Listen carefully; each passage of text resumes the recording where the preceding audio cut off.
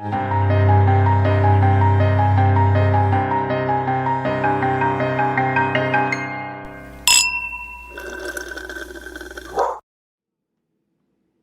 can I go? Yes, Em. Christine! Hi, Christine. Just lovely. How are you doing? I hope at least one piece of glass shattered somewhere in the world when they heard that sound, or a dog howled, maybe. Well, yesterday I lit a candle in my room, and I guess I didn't pay enough attention that the wick had moved like really far to the glass, and all of a sudden I heard this shattering, and the glass had literally exploded.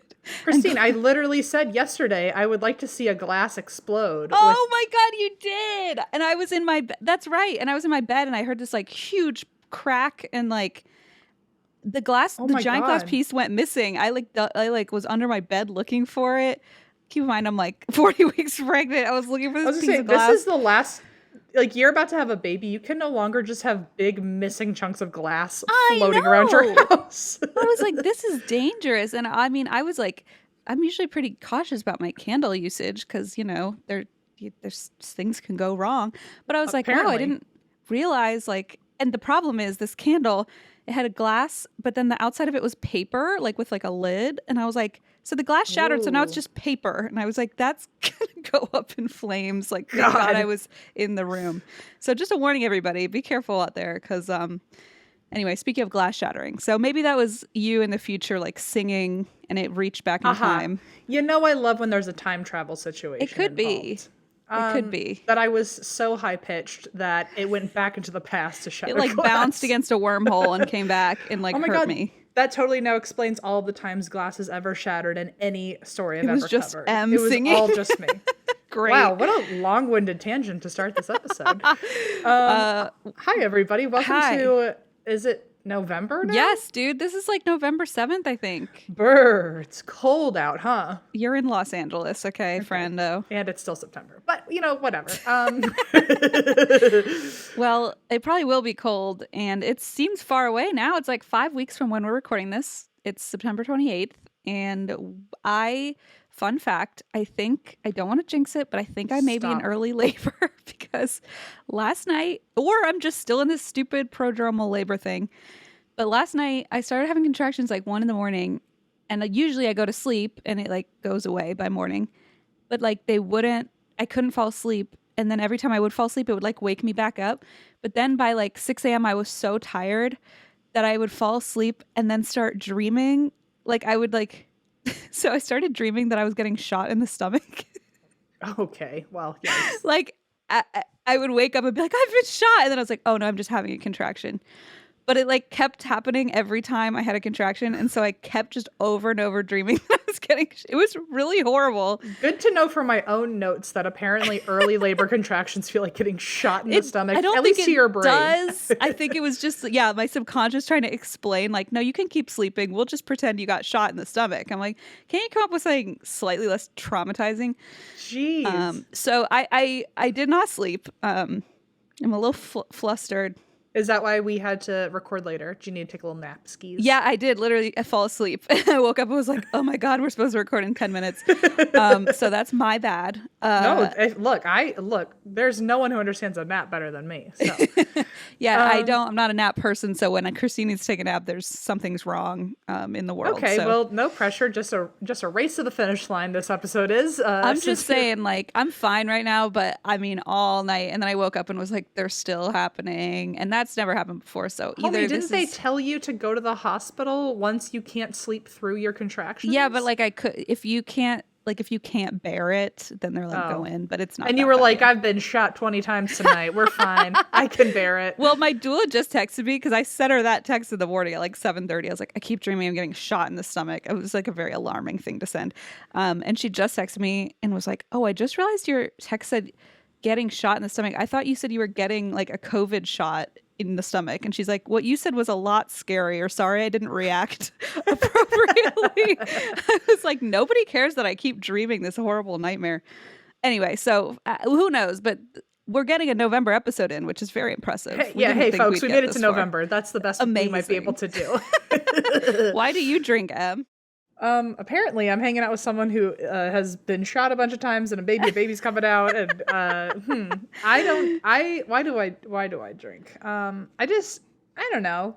I'm in a spell where like I just don't want to get anything done, like basic self-care tasks. Like I still haven't unpacked my suitcase from when I saw you, and like it's just sitting in the corner staring at me with its ugly face. I never unpack the suitcase. It takes so much work. It takes so much. There's dirty work. Clothes in there. You don't want to. Because it's not just unpacking; it's unpacking, then the laundry, then the having it folded, then the hanging it on.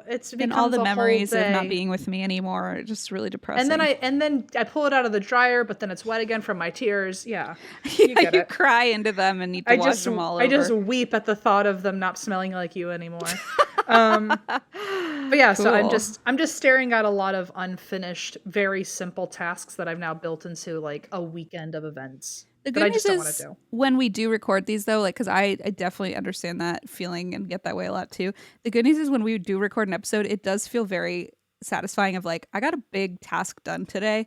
So even if you don't end up doing the laundry, like, at least you know we got like a week's worth of work done, basically. That does feel good, but then but also today we're recording on Tuesday, so after this I've got Tea Time Tuesday. Oh yeah, you do have that, don't you? But then then I can say I've gotten 2 big tasks done. Those are big tasks, yeah. But then I officially really clock out for the day mentally and like don't do anything. So then Allison's going to be like, "Can you just..." Because like she doesn't mean it in a mean way, and she's never directly said this, but I'm sure in her mind it looks like you just had an hour-long conversation with your friend and we're on Instagram. Like, can you clean up the room?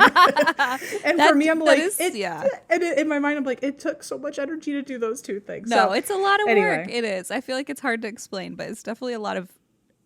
It's taxing. Takes mentally. A toll. Yeah. It does. So anyway, that's why I drink. I've just got a lot of things that I should get done and won't. So.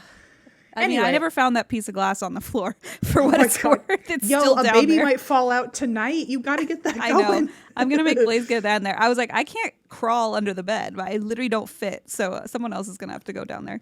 Also, I feel bad. Hopefully the kitty cats didn't find it and they're like swatting it around. Probably like carrying it around. Yeah. I'll keep an eye out. That's a good point.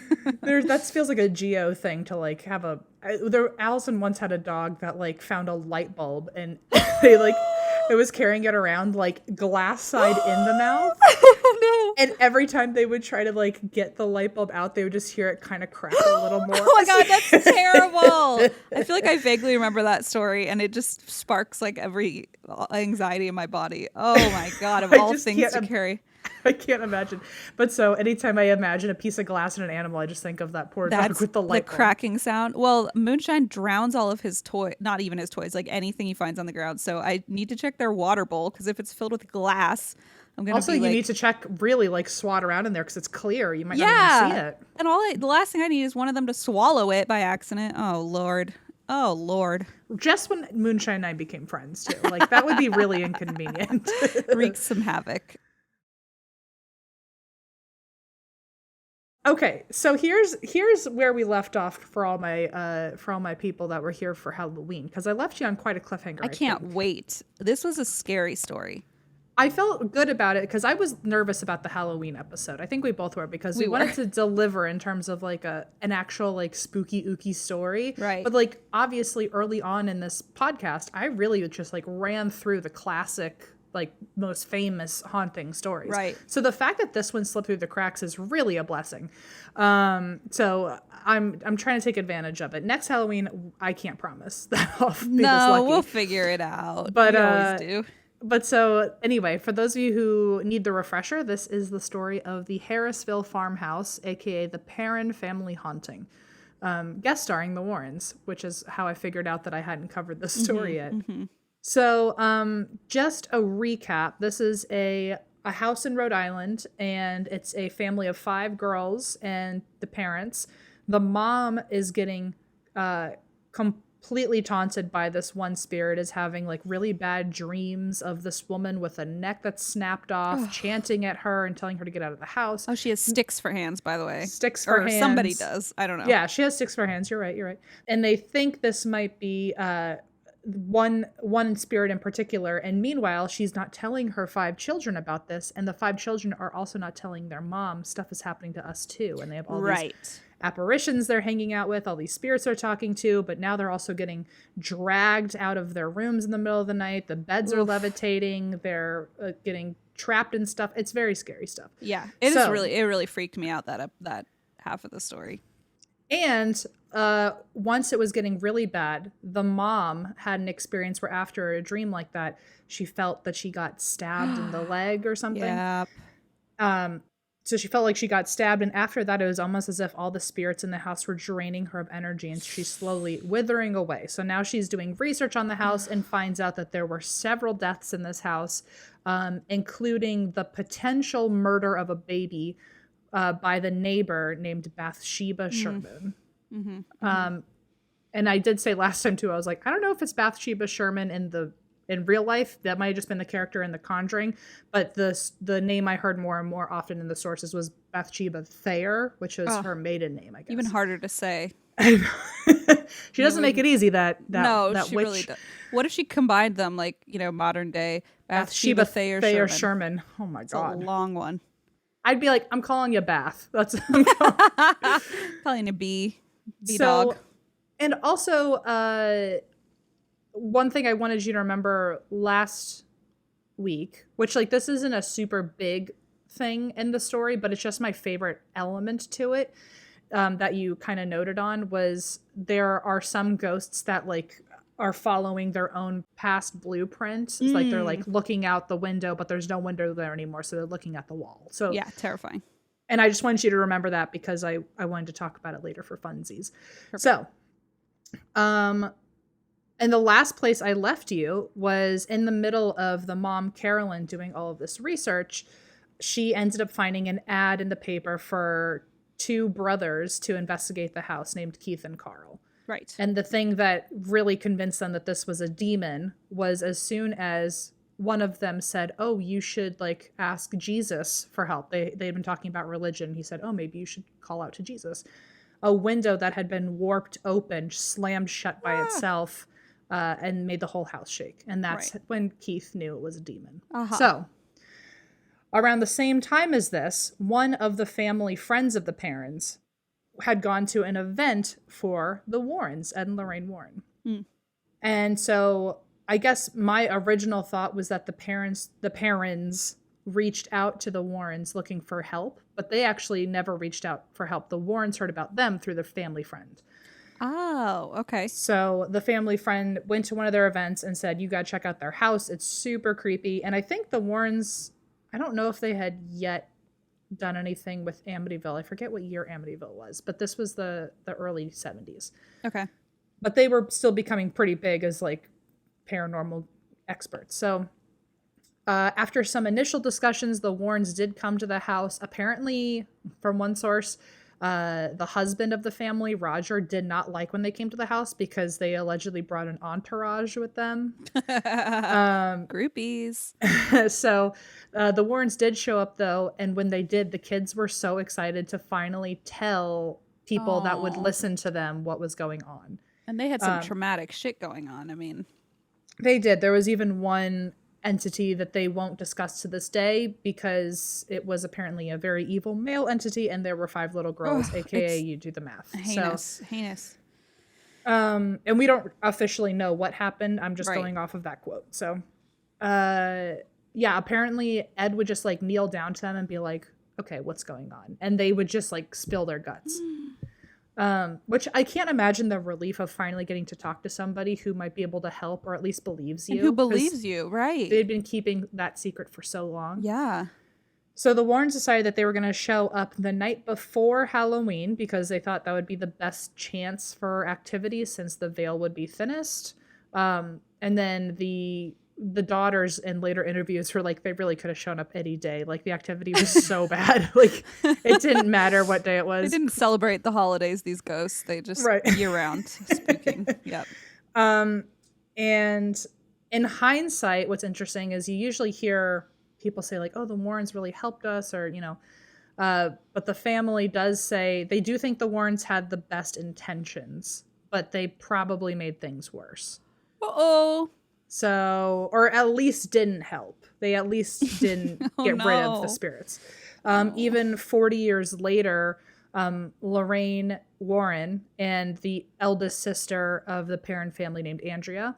Yeah. They ran into each other for, I think they were both working on The Conjuring, or they had both gotten invited to an early premiere of The Conjuring. What a party that must have been. Yeah. And so they bumped into each other. And Lorraine even told her 40 years later, Ed and I were in over our heads as soon as we crossed the threshold, and we just didn't know it yet. Wow. Oh, so she gets it too. She's like, yeah, you're right. She's like, we did not totally help. No. So they later, the Warrens later even called the Perron family haunting, quote, the most compelling, most intense, and most disturbing, and most significant haunting that they ever investigated in their career. Oh, wow. Yeah. So while walking through the house, Lorraine came into one of the rooms and lowered her head, and she said, I sense a malignant presence in this house, and her name is Bathsheba. Dun, dun, dun. Without having had any of the research done that Carolyn had done. So she just called that name out of nowhere, saying her name is Bathsheba. It's not even like a normal, like we see a medium and they're like, it starts with either an R or a J. Yeah. It's like Bathsheba. That's a confident answer. Yeah, and a really unique one. So Lorraine was still walking around the house and walked into the the master bedroom where the parents slept. And this is where the mom was having all these crazy dreams, and this crooked neck like woman all of a sudden was like chanting at her and maybe stabbed her in the leg. Lorraine said this was the room where Bathsheba killed the baby. Oh no. And that is where most of the activity was. So it would make sense that something that dark would happen here. Oh no. They also said that they could tell right away based on Carolyn's behavior that there was something attached to her. And apparently she was oppressed, which is the step before being possessed. Oh, okay. So they were saying you're oppressed, and so the next step would be possession. We have to step in now. So they said they needed to do a seance. In the Conjuring, it's an exorcism, but apparently they only did a seance. The reasoning, I couldn't find like a solid reason, but on one source I saw that they wouldn't do an exorcism because the family wasn't religious, or super religious or whatever. And also the Warrens weren't exorcists, so they couldn't officially do it. So they just did a seance, and I guess the whole thing backfired, because, well, first Ed Warren told the kids, like, okay, go upstairs. Like, you don't need to see this. And Andrea and another one of the sisters snuck back down because they were like, no, like, you just told us that they were going to do something sneaky. Like, we want to watch. So they snuck back down. And then because of that, they were able to report what happened. Good. And so the Warrens and Carolyn and Roger Perron, they circle together. I think they also had a medium with them. And again, just like the rest of the story, if you listen to last week's part to this, everything happens real quick in this house. Like day one, they saw a ghost. Week one, they had ghost friends. There's no waiting around. Like, these ghosts are ready to get crazy. And so they started this seance, and apparently after only 2 minutes, quote, all hell broke loose. Oh, shit. And that comes from the mouth of Roger Perron. So they did an episode of Paranormal Witness where both Roger and Carolyn narrated it with some of the daughters. The family has been pretty outspoken, but that was the only source I saw where even the parents were talking. And even Roger was like, all hell broke loose. Yeah, and Roger didn't seem to be the prime target, so if he's saying it. He seemed to have it the easiest. I saw, actually it was on that show where they said he felt like sometimes a hand would brush his back, or like they were like being really like positively affectionate, right? But he never had any dark stuff happen until later. He's like, what do you mean, kids? Like, they're just patting me on the back. Right. What do you mean? Manny, who's eating rat poison in the corner. Yeah. So so it was just, apparently it went really badly very quickly. Lorraine later was quoted saying, the things that went on there were just so incredibly frightening. It still affects me to talk about it today. Oof. And even Andrea to this day doesn't seem to totally talk about what happened, even though they've all been pretty outspoken in general about their experiences in the house. Andrea was able to report what she saw, but I get the sense that they're only telling a very light version of it. Mm. She does later, I did mention this last time, she went on to write a few books about this, and maybe the information is in the book and she doesn't want to like give up the good juicy info from her book. But she did say that any and all TV reenactments you've seen only scratch the surface of what happened that night. She said that Paranormal Witness did an okay job. She said a few of them, if you've seen it on TV, it's just scratching the surface of what happened. I want to watch that Paranormal Witness episode after this. Well, you can. It was an hour long, and it was a great hour, to be fair. Was it on Discovery Plus? I watched it probably not in the most legal way. Oh, certainly excellent. Okay, never mind. It was available. I didn't have to do any really deep digging. I just typed in watch online, and it was like one of the first links. But I feel like it should have been monetized, and I don't think it was. So between Andrea and then her parents, this is all of their point of view of what happened. So within 2 minutes of total silence at the beginning of the seance, the table has now lifted off the floor. Carolyn is now slumped in her chair as if she, like, her soul has left her. Like, she's just, like, kind of hunched over. And then her body starts contorting and her facial features start twisting up. Ew. And Roger even said for several minutes it looked like her whole body was being squeezed. Ew. Even Roger, again, who took the longest to believe, ended up saying the phrase "she was possessed" at that seance. Oh and God. Eventually, as the table's lifting and Carolyn and her chair are lifting and she's contorting, I also heard that she was speaking crazy languages. In a voice that wasn't hers. All of a sudden, everything comes crashing to the floor. And I think the way Andrea put it was like, it's as if the hand of God made a fist and just slammed on the table. Oh my God.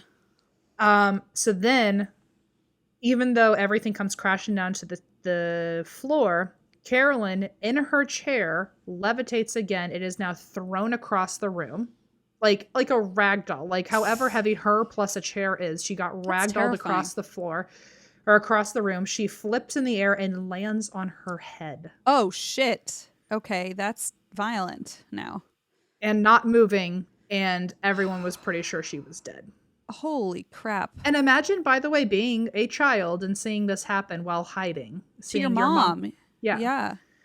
According to Paranormal Witness, in Roger's testimony, he freaked the fuck out. He started screaming, you killed her, get out," at the Warrens.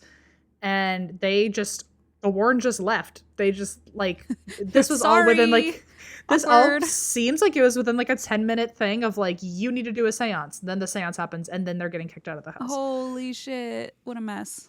And Roger runs over to her and starts screaming and shaking her, come back to us, don't leave your children.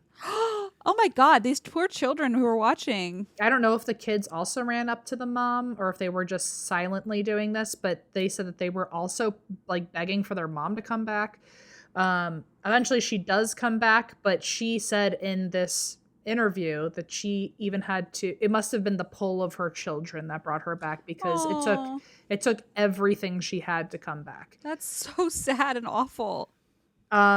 They said that the Warrens had the best intentions, but the ghosts never stopped after this. And even it's not like they had any animosity towards the Warrens, I guess, because they did end up coming back 4 or 5 times afterwards, to see if they could help, and it just never did.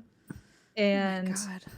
Carolyn, if she was already kind of like not doing well after that weird dream and she felt like she was always super drained, now after this seance that went wrong and never really like got closed out or whatever, now she's really not doing well. Even though she was able to pull herself back into consciousness, she was now super withering away, like the energy was getting sucked out of her. To a point where now Andrea has to take care of the house and her sisters, and the mom is just in bed all the time. Oh, that's sad. One night, this is the thing that I wanted to tell you about with the blueprint theory and like all my fun like theories. It's a very just like, it's got to be really mind blowing for them, but it is when you take a step back and just think about it. It's like how fucking crazy. If anyone is stoned right now, get ready for the experience of a lifetime. First of all, good luck to you listening to anything we do while stoned, but also this one will definitely be a good conversation piece for you. So her mom was not doing well. It's like I don't know what was going on, but she was really falling apart. Andrea one night had taken care of all of her sisters, had put them to bed, and was now doing her own homework late at night. And Carolyn comes down at like 9 o'clock at night, and she's like, "Oh, what did you make for dinner?" And Andrea says, "Oh, I made some stew." And the mom says, like, "Oh, can I have some stew? Can you also make me some coffee?" And so so Andrea ends up getting up from her homework and crossing through the dining room, and she's, I guess, in the kitchen for a while setting all this stuff up. She's made sure to say in the interview, like, this was a time before a microwave, so like I had to reheat the stew in a pot on the stove and do the coffee. And so I guess there's no like Keurig. there's no Keurig. It's all a process.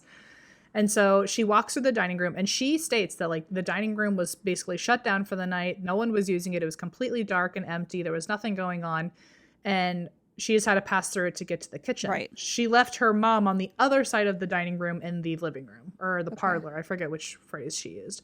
And I guess at one point, Carolyn, who's waiting in the living room, she hears a laugh from the dining room. She looks around, she turns around and looks into the dining room, and it is not their dining room anymore. There are lights on, the candles are lit, the table is not theirs, the furniture is not theirs. Oh my God. A whole fucking family is sitting there.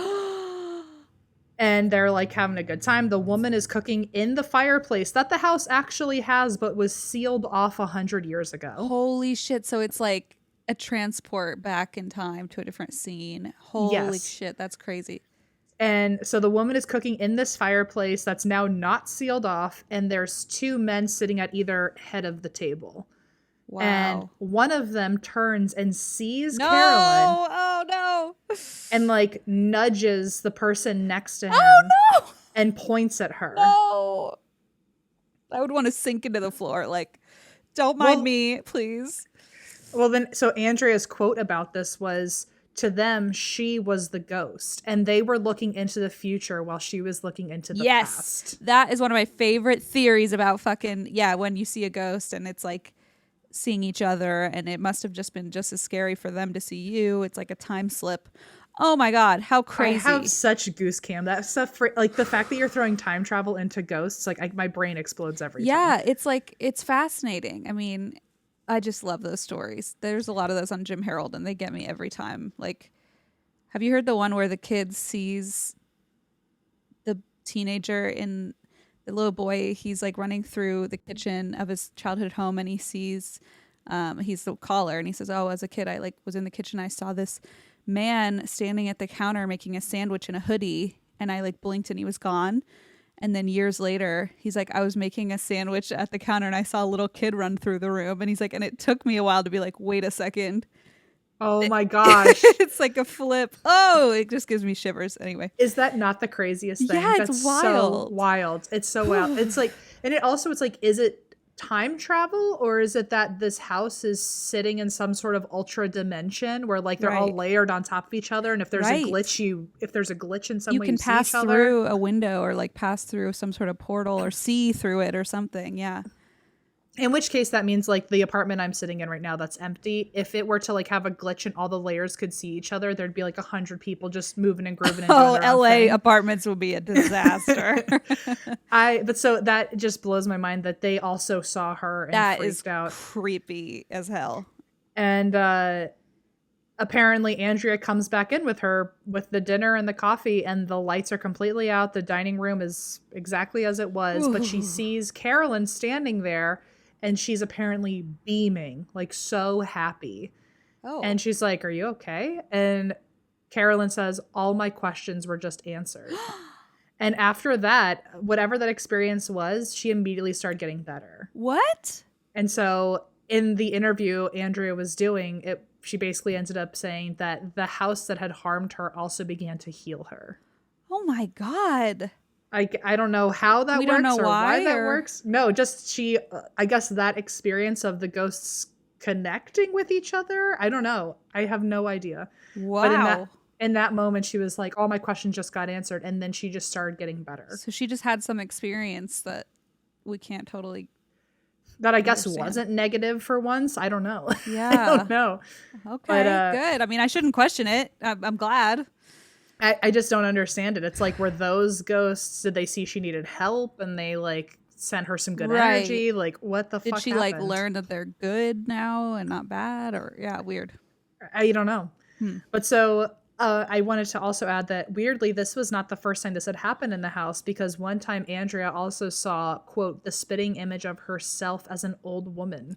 So it's kind of exactly the story you just told of that little kid and the teenager. Shivers.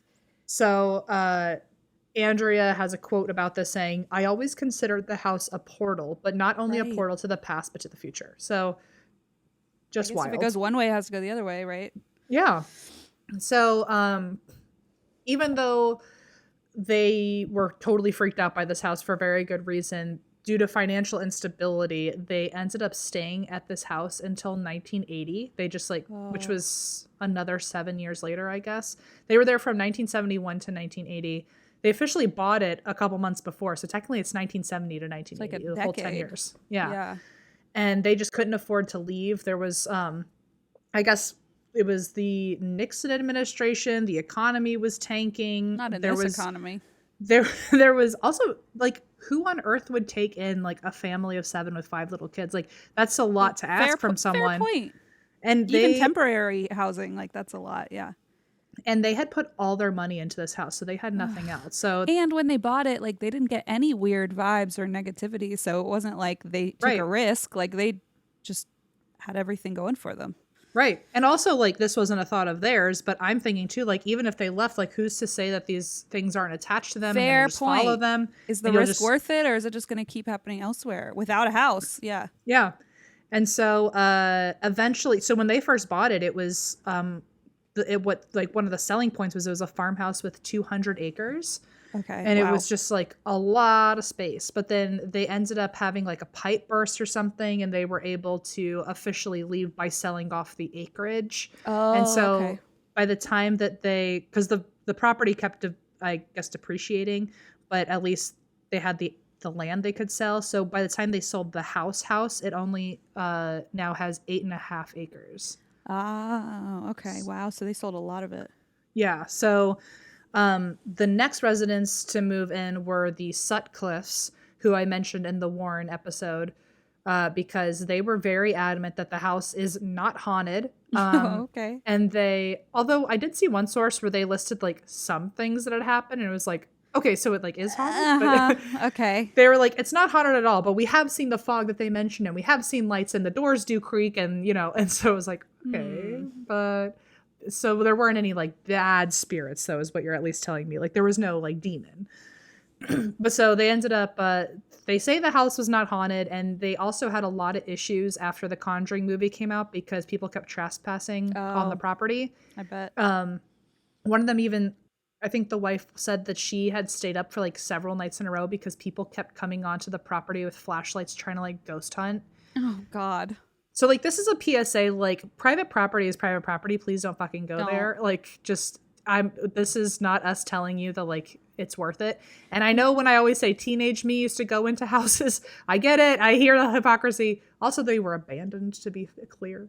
But also dangerous, but yeah. Also dangerous, but at least, like, I wasn't freaking any people out. Yeah, and also, like, you don't know. It's still not good. In this country, people have guns, and there are some states where they can shoot you. Don't risk it, please. It's not good. It's not worth it. So just don't trespass. And they ended up trying to sue Warner Brothers for like, for I guess damages. And also they were trying to sue them. Like, can you at least get us like a top of the line security system or something? I don't know whatever happened with that. I think last I saw Warner Brothers had not commented. Sounds about right. But they even have at least, because I looked up YouTube, that they have a bunch of videos trying to prove that the house isn't haunted and that the movie ruined their home. Whoa. They have at least 1 hour long YouTube video really going into it. Wow. And like I said, they tried to sue Warner Brothers. And since this is since they're not super vocal about it, I think hang on. I think there was one, I didn't put it in my notes. Shit. I feel like there was one video or one source where like the Sutcliffes and the Perrons actually sat down and tried to like hash out if it was haunted or not. Oh. I feel like I like saw a round table discussion. Kind of. I feel like that's what happened. I saw some sort of comment on like the Sutcliffes were trying to like say something and Lorraine Warren got involved. It was a weird, anyway, I'm not too sure about that, but let's just say the Sutcliffes are on team There Is No Ghost, and the parents are clearly very open about there being ghosts. So vocal, in fact, that Andrea has written a trilogy of books called House of Darkness, House of Light. Apparently, I don't know if it's because they think they've already lived it, so why should they have to read the book? Or maybe something in there is like too bothersome for them. But only the mom has read all 3 of Andrea's books. The sisters haven't finished. You mean them. Within the family? Within the family. Yeah. So only the mom has read it. I guess one of the sisters tried to read it, but something in there was super disturbing, and she was like, I can't read your book. Sorry. I mean, it makes sense. Like, you wouldn't want to go back to that necessarily. Relive that. Because she apparently, to write these books, she sat down with every member of the family and did like really in-depth interviewing. So she got all their like super dark experiences, and I think they just don't want to read the book and find out how it got written. Yeah. Andrea did say there's only 3 stories in the books that are not mentioned out of respect to the family, because one story was her mom's and 2 of them were either sisters. What do you mean 3 stories in the book were not mentioned? Like 3 like really scary things that happened. 3 events. They were in the book, but there's only 3 stories that in the book that that aren't mentioned in the book. That are not in the book. Got you. One was the mom's, and then one was the sisters, and another was the sisters. And I guess it was too much that they ended up saying, please don't put them in the book. But she does say every other story, at least 98% of their experiences are in the books. Wow. She also said that the Conjuring movie, for anyone asking, does have elements of truth, and they got the big picture right, but it's mainly not accurate, especially the one leaning into Lorraine's belief that Bathsheba is the one causing all the problems. I totally get, though, if you're looking at the story of the Perron family, of course, Bathsheba would be like the villain in a movie. Of course, yeah. But the family thinks that whoever, like, so in the story of what actually happened, that woman who was like chanting over the mom while she was sleeping, and like this ghost that kept showing up while she was sleeping and hurting her, the family doesn't think it's Bathsheba, even though Lorraine said it was, because I guess the things that she was saying and the things that she was chanting to the mom it was such outdated language that it was even outdated for Bathsheba's time in the 1800s. Wow, yeah. So, and this place had been around since the 1600s, right? So like, wow, yeah, it could have been someone else. Maybe it could have been, even though it was like outdated, if Bathsheba was a practicing witch, maybe it was like an old spell or something. That was one of the arguments, but it really just seemed like it wouldn't be what someone would, if they're just trying to tell you get out of the house, like they would just say get out of the house instead of this whole flowery language. Yeah, this like culty stuff. Yeah, I wonder. I mean, this is probably just adding too much to it, but it makes you wonder, like, what if even in the 1800s it was haunted by this character who haunted Bathsheba, and maybe that's part of the negativity that existed in her life.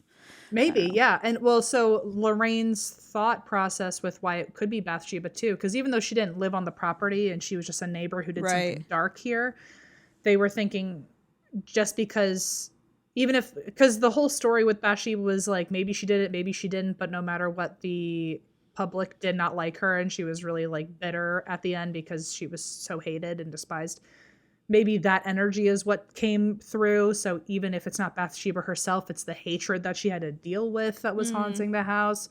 They also think that it might not be Bathsheba because this woman literally had like her neck snapped and like her head was like kind of hanging off, and Bathsheba died from like a stroke. So, right. It wasn't hanging or whatever. Yeah. So, but it did make sense for the movie, because in the movie, I think Bathsheba died by hanging in the trees. Was it by suicide or was it by like I don't know. I didn't see the movie recently. I'm not sure, but I know that she was like in the tree or hanging in the tree, and so Well, you had mentioned too last episode that like several people died by suicide, so it makes you wonder maybe if that was part of it. Because of that, they think it might actually be Mrs. Arnold, the wife from the original family that lived there, who did hang herself. That's who I think it is. Just gonna say it right now. Leave Bathsheba alone. So members of the family, when they were filming The Conjuring, they actually got invited to go to the set and I guess either be a consultant in some way or just got to have approval or got to just see what was going on. But they got invited to the set. And while they were there, out of nowhere, the one day they were supposed to be there, the family all got there, and the mom last minute, Carolyn, just bailed. She was like, I can't do it. It's too much. It's not for me. And while they were there, there was this freak windstorm, like 70-mile windstorm. Oh my God. 70-mile-an-hour windstorm that went through the whole set. The cameras were flying, lights were flying, all the equipment was flying. Like, it was just complete chaos out of fucking nowhere. And at the same moment, Carolyn called them and said that she had just broken her hip. Oh, no. And so then the whole family freaked out that, like, at this point, they're just calling the spirit Bathsheba, whether or not they think it's the actual woman. And they were like, it's like a curse. Like, she doesn't want to be exposed. She doesn't like that we're telling her story. Like, and so they freaked out for a minute.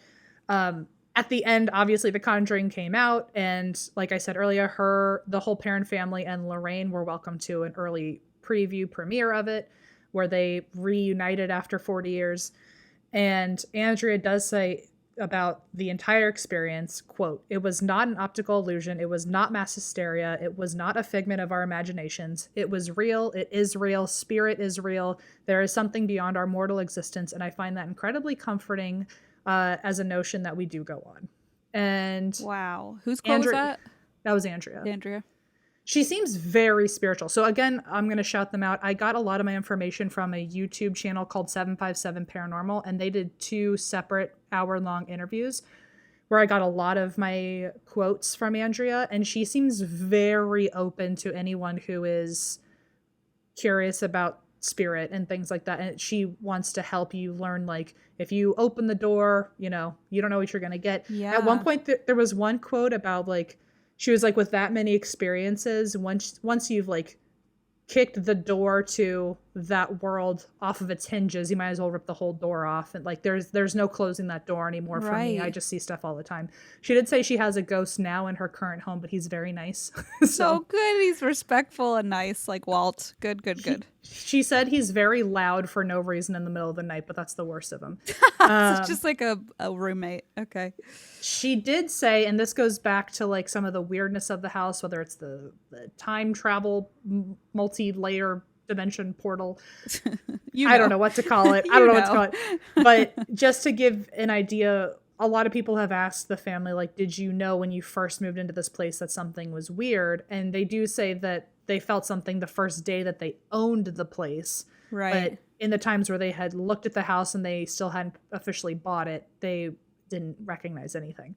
Yeah. That being said, even though they didn't feel anything was weird, they recognized that events in their life were weird leading up to actually buying the house. Interesting hindsight. So like they weren't even living there yet and the spirit was already attaching to them. Oh, shit. It was like preparing for their move in. Oh, how creepy is that? So Andrea said that it feels like the house picked them, and it was some sort of, quote, cosmic calling. Oh my God. Because even 8 months before moving in, weird stuff was already happening. For example, out of nowhere, there became this string of people breaking into their house. Ugh. Their cat was killed. Something happened to another one of their pets, which was something else happened to one of their other pets who was a dog, which out of nowhere, their mom named Bathsheba. No. Is that not the craziest thing? No. Like, ever before going into this house. I don't like that. This name is too weird for everybody to keep pulling it out of thin air. So they had a dog randomly named Bathsheba. They used to call her Sheba because they didn't know where their mom actually got the name from. They were like, okay, mom, whatever. They were like, what a weird name. So they just called the dog Sheba. It's just a weird coincidence. I like how what your are the nickname was odds? Bath, and they're like, "How about Sheba?" Em's like, "I'll call you Bath." Okay, your nickname for me is Emmethy, and everyone else wants to call me Moth. I So, know. you know, there's a win and lose every That's time. fair. Yeah.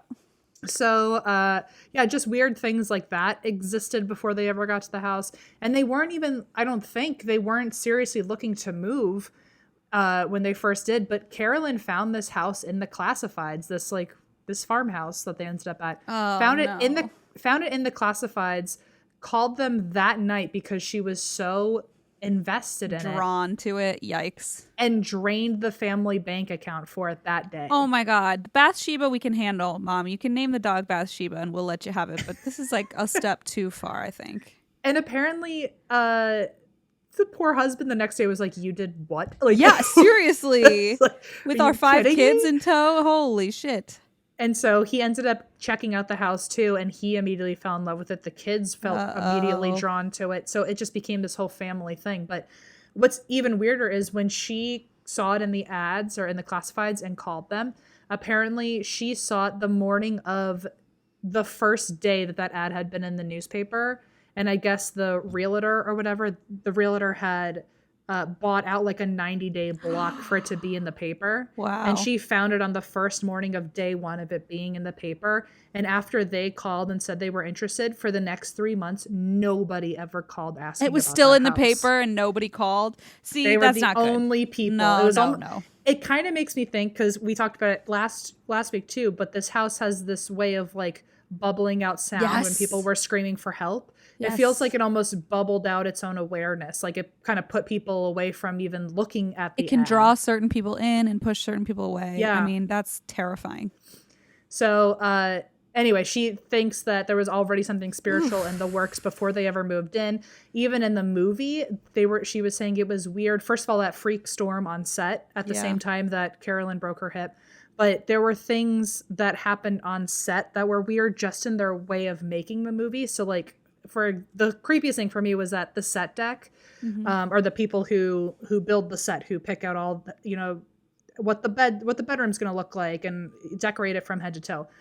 They had What like the stick hands look like. what the stick hands look like. They had that's wardrobe actually, probably. Oh, I'm so sorry. You're completely right. I'm or sorry. special effects. But they had very little source material to go off of, so they didn't have pictures of the bedrooms or anything to look at. Oh no, did they? Oh no, I know what you're gonna say. As soon as they had to start decorating the house, apparently there was like upwards of like 25,000 different wallpapers that were popular in the 70s, and they picked the exact right ones for the rooms. Or all the way down to like you can even see it in the movie that next to Andrea's bed, there's this framed picture of a white cat, like a folk art piece of a white cat.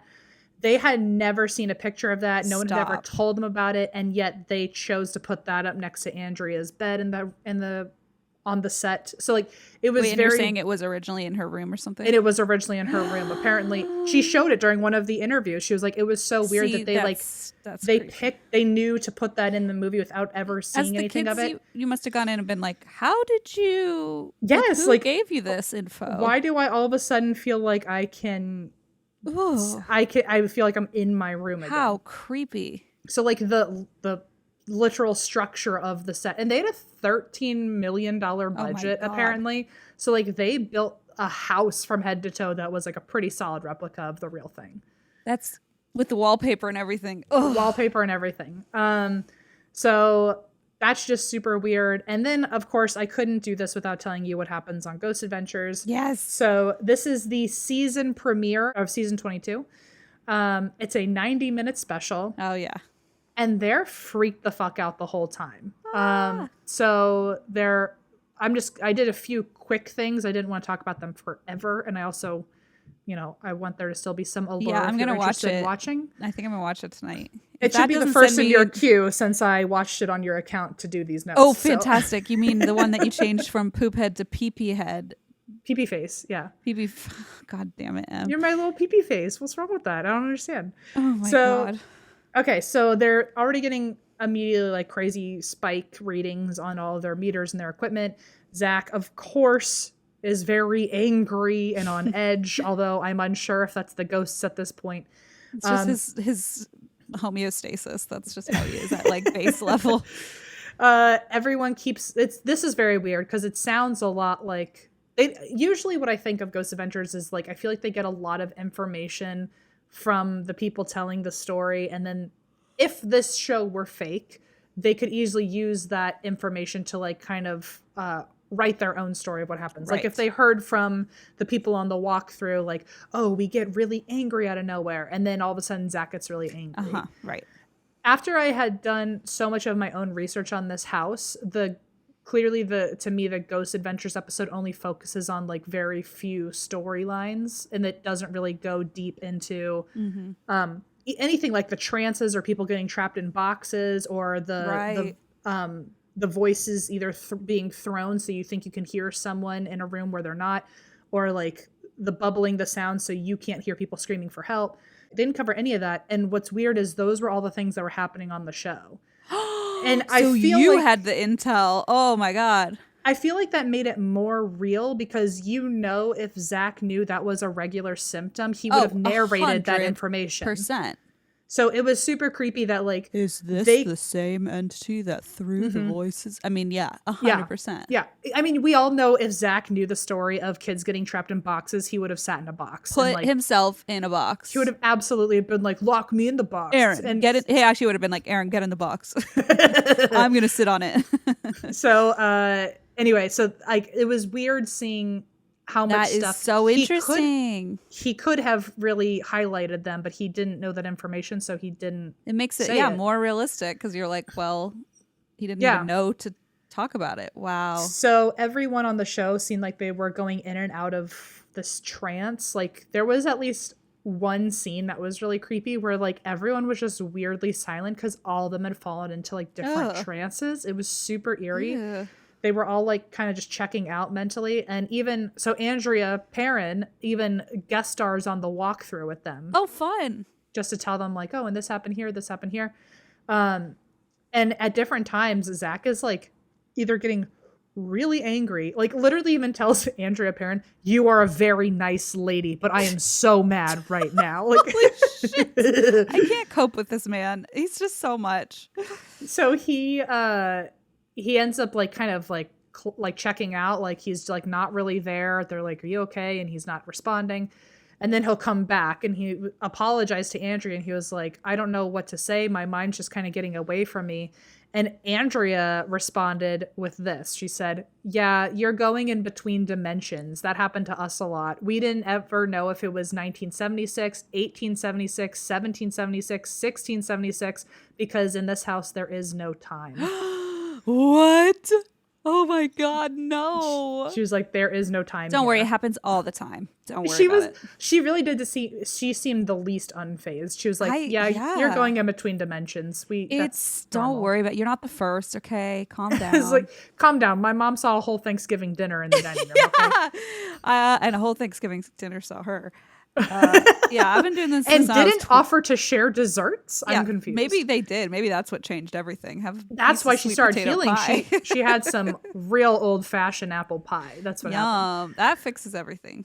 But so she said there is no time here. Oh my God. And truly, for 90 minutes of this, it felt like a lot of the 90 minutes was people just tripping balls. Like they were just, shit. Like they were blacking out. They were completely checked out at certain times. They were getting really angry. At one point, the lights are very obviously flickering in specifically Andrea's bedroom, and they're all outside, but you can see it in the window. Which, like, I'm aware if you're like Blaze or someone, it could be an intern at the light switch. Like, I get it, but like, if you're a former intern like me and Em, and we're like, well, we know that might be something we'd have to do. But like, if it's not, and that was real, it was really fucking freaky. There were people. They all felt different weird icy spots floating around them. They actually saw the black fog a bunch of times after talking to a bunch of people. The SLS, the stick figure machine. Oh, yeah, that thing freaks me out. Caught 2 full bodies on command. It said, show yourself, and then 2 bodies showed up. Oh. They got an EVP of a voice saying, leave. Some of the items were, it sounded like they were moving around. You could hear like things like kind of clanking into each other in a room that nobody was in. They heard growls in real life. And all of this has like are things that other people have also experienced. Like the black fog seems like I've heard of at least 4 different families having even the seen ones the black who fog. didn't believe there were ghosts were like, oh well, we did see the black fog. But yeah, so like I feel like the black fog is the main character here. Yeah, So I feel like that's, if anyone, is Bathsheba. They also got their legs grabbed. They heard a huge bang, which again, if I'm watching it and assuming everything that's happening is real, that bang was very, very loud and intentional. It was like someone dropped something on a hard floor upstairs. And then Zach freaks out because he feels like he's getting stabbed in his side, like really badly, where he like falls to the ground. Oh dear. Aaron sees a man behind Zach. People keep going into trances again. And then Jay and Aaron start a ritual downstairs in the for basement. God's sake. And when they light a match in the basement for this ritual, the ovulus says, "Cellar blaze." So, also, during part of their investigation, they invited on Carl and Keith, the 2 original investigators. Yep. And I will say, holy crap, if you're going to watch anything, watch that part. It was like 45 minutes-ish in where Carl, I'm pretty sure, was possessed. It was very creepy. He's sitting at the table in the room where they had the seance, and he like slumps down, kind of like Carolyn did. And he has this really weird voice and keeps chanting, "Don't leave," but it was a very weird voice. Don't leave. Like, it was like, yeah, I don't understand it, which makes it even weirder to me. He starts breathing really heavily and freaking out. And then at some point he says he saw the black fog surround him, and then he woke up. No. And then he like told his brother, like, you have to do a protection spell or a protection blessing over me. Jay and Aaron have a match and they're doing a ritual. They can do one for you. So here's my favorite thing. This was honestly the most real or relatable, at least, I think Zach Bagans has ever been. God. Because all of them at different times, I heard at least 2 of the main 3 Ghost Adventures crew at different times were getting so irritable and so freaked out that they at different points like just were like gonna give up their fucking careers. They like, even Zach at one point, this is a quote from him, "What are we even here for? Like, what's the point of this? Like, what, we just piss them off and then what?" It's like wow. First of all, you must be so breaking the 4th scared. fucking wall. I feel like we've all just had a moment. Yeah. Like, I feel like every time I've watched Ghost Adventures with you, that's something you scream at the TV. You're Constant. like, what are you even doing What this is the for? Like, point you're of just gonna this? piss them off and then what? He literally said that. And then someone else, I think Aaron said it too, but they were Put your freaked shirt back on. out. I say a lot. You did. I say a lot of things repeatedly. That's a common one though. Yeah. Something super creepy too with like Zach always makes all of them turn their phones off before an investigation, Right. just so it doesn't mess with any of the meters. His phone turned on by itself, and then an unknown caller calls him, and then Siri on her own like has a prompt on his phone that says, "Are you dead?" Ew, what? Is that not the creepiest thing in the world? And then at one point, Billy feels something lunge at him, and on camera gets all the hangers moving by themselves. Ugh. Again, could be an intern with a string. I know, blah, blah, blah. And then Billy, what was so similar about the sound of like, or about the house being able to like bubble out people calling for help. Yeah. Billy goes upstairs swearing he's hearing footsteps upstairs and thinks it's Zach. And he's like, "Zach, where are you? Where are you?" And he's like shouting for them. And they're all only like 1 floor down and never heard him screaming for them. I don't like that. So the last thing I'm going to say is when the Ghost Adventures crew was at this house, it was in 2019, right when it had been purchased by a new family. Right. So the new family to buy it in 2019 was Corey and Jennifer Heinzen. And they bought this property together. Apparently, like, this feels like me as a dad. Corey was a paranormal investigator, and he was part of a paranormal Facebook page and saw that the house was for sale. Oh, wow. He went out there and did it. And so he had a family meeting with his wife and kids, and they all agreed together they were going to buy it. At least he had a meeting. I mean, it seems like the first, what was her name? Carolyn was like, "Oh, I did a thing." Carolyn was like, "I saw an ad for it. We must do it." Sorry, it's too late. I already spent our life savings. And so the family agreed that they were going to buy it together, and they opened it to the public for tours, for overnights, and for filming. That's genius. And they even they did like online internet live streams in the middle of the night where you could ask questions and all this kind of stuff. And while they're doing an investigation, you could be a part of the live stream. How cool is that? So during COVID, because we were all inside and nothing to do, their daughter was at the house one day and made a TikTok, and it blew the fuck up. Oh, shit. So I want to give a shout out to TikTok handle Madison.Heinzen207. Holy shit. How cool. And so now because she got so big on TikTok with this, I think the original tag was like, she was just standing in the house with, I think the caption was like, "Oh, Annabelle scares you. My parents bought the Conjuring house." Like something like that.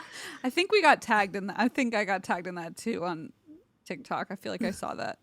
Well, so now that she had this like Conjuring house platform, she was doing house tours, showing you different rooms. She was answering cool. frequently asked questions. She was doing like other live streams in the house too. She even showed there's one wall in the house that now has a bunch of signatures on it, including from the Ghost Adventures crew and the Perron family. How cool. And she says that the house is still haunted to this day. They have definitely seen the fog. Even her brother, I think, was the one that got interviewed on Ghost Adventures, and because he had just seen the fog, and he was freaked the fuck out. Oh. And they've seen lights. They've heard growls and knocking, and objects have moved. And she, during an interview, heard. So in the Conjuring movie, I told you about the hide and seek clapping game in the last episode. So they would play hide and seek, but they would clap as a way of like a Marco Polo or hot and cold, letting the seeker know where they were in the house. And I guess during an interview, I don't know if she was talking about that specifically or whatever, but in the other room, on the interview, you can even hear it too. There are 2 claps in the other room, like in the game. Ew, I hate that. So and you can see that on her TikTok too. She has a video of the interview, and then in the other room you hear. Did people talk about it in the interview? Yeah, they all freaked out. They noticed it? Yeah. She said it was one of the scarier things that's happened to her. She also saw an apparition of a woman in a dress walking past her, and as soon as she like looked up, it was gone. But she told her parents, and they were like, "Oh yeah, a bunch of people see that woman." Welcome to the club. The place, she also, I didn't see this anywhere, but she was able to say this on her TikTok, that apparently the place for a brief moment was also a daycare center for children. Oh, what? And something happened that she doesn't even know what it was, but one day all the moms came in and unenrolled their kids on the same day. They were just like, one of them called on the phone tree and was like, I found out some hot gossip about this building. Maybe. Honestly, that'd be really funny if just like the gossip of a 3-year-old got everyone really researching the house. But it was in the 80s, and all the kids just stopped going one day. But I guess Madison on her TikTok, she's shown drawings that are still left over from the kids. No. And I was going to say one of them. A few of the drawings from different children are a picture of a woman with a crooked neck. No. And let me send you this picture too, because I wanted to show it to you. We can put it on our Instagram. I don't want it. Here is one picture of that. Oh my God. Stop it. That's horrible. One of the drawings. And then also what's even creepier, I'll send you this picture too. During one investigation, an SLS camera, the stick figure camera, actually got a stick figure apparition with its head crooked. Oh no. Isn't that crazy? Oh no. No, thank you. So anyway, that's just beyond. And that one picture on our Instagram, by the way. That one picture with the crooked neck, there was another picture right underneath it of a different kid drawing, and it was another crooked neck lady. So I guess that would make sense with the Perron dream of a woman with a neck snapped. Yeah. You know? So This week, actually, in hot news, which, yes, I have been tagged in it. I appreciate everyone tagging me, but I'm announcing it now. We don't need to tag me anymore. Well, it's going to be 5 weeks from now that people hear this, so too late. I've been getting tagged for what feels like 5 weeks. So I think I just want everyone to know I'm very aware of it. Thank you for making me aware of it. This week, it was announced that the family is selling the house. It's selling for $1.2 million, which is like more than double or even triple what they paid for. So good for them. Wow, I feel like they made it. They did it big. I feel like her TikToking really helped. I feel like she was like the promoter of the I bet her dad is so proud though, because like I'm proud of her. I am too, but I bet like her dad, who was like, "Oh, I'm going into this with a business plan," and then she's like, "All right, Dad, I can help." I just think that's so cute. It's like a family affair. Hold my beer. I've got this. Yeah. Like, hold my non-alcoholic beer. Don't worry. Who knows? But so they're now selling the house for definitely a profit. Good for them. And also they did like so many wonderful things from what I can tell on her account of like doing these live streams, letting other people be involved in the live streams, doing tours, like really promoting the story of this. Her. How fun. And so they are selling it. In two of her most recent videos, she was really upset about it. Like you can tell that they don't want to sell the house. I bet. And also now she's TikTok famous. What's she gonna do? So she is still going to do paranormal content. She's already said that that's still going to happen. That's just good. As long as the house is with them, she will be doing stuff in the house. Shit, but she has over 1 million followers. Yo, her first when she first posted that picture, posted that TikTok, I think there's like 3 million views or something already, or probably a lot more now. But like something X number millions of views on that video. She really blew up. And so this is a quote from her video where she was telling everyone the house sold. She said, "Please know it was not an easy decision to make. It's something we've been contemplating for months now. It's taken a huge toll on me and my family's health and well-being, especially my dad's. And we just can't keep doing what we're doing. We're trying to live 2 different lives in Maine and Rhode Island, and it's just really hard. We're all heartbroken because we've been pushing ourselves so hard to make this work. We just pushed ourselves to the limit." Which, like, I totally get that. They were grinding on, at least on TikTok from what I could see. And then I guess they were back in March or something.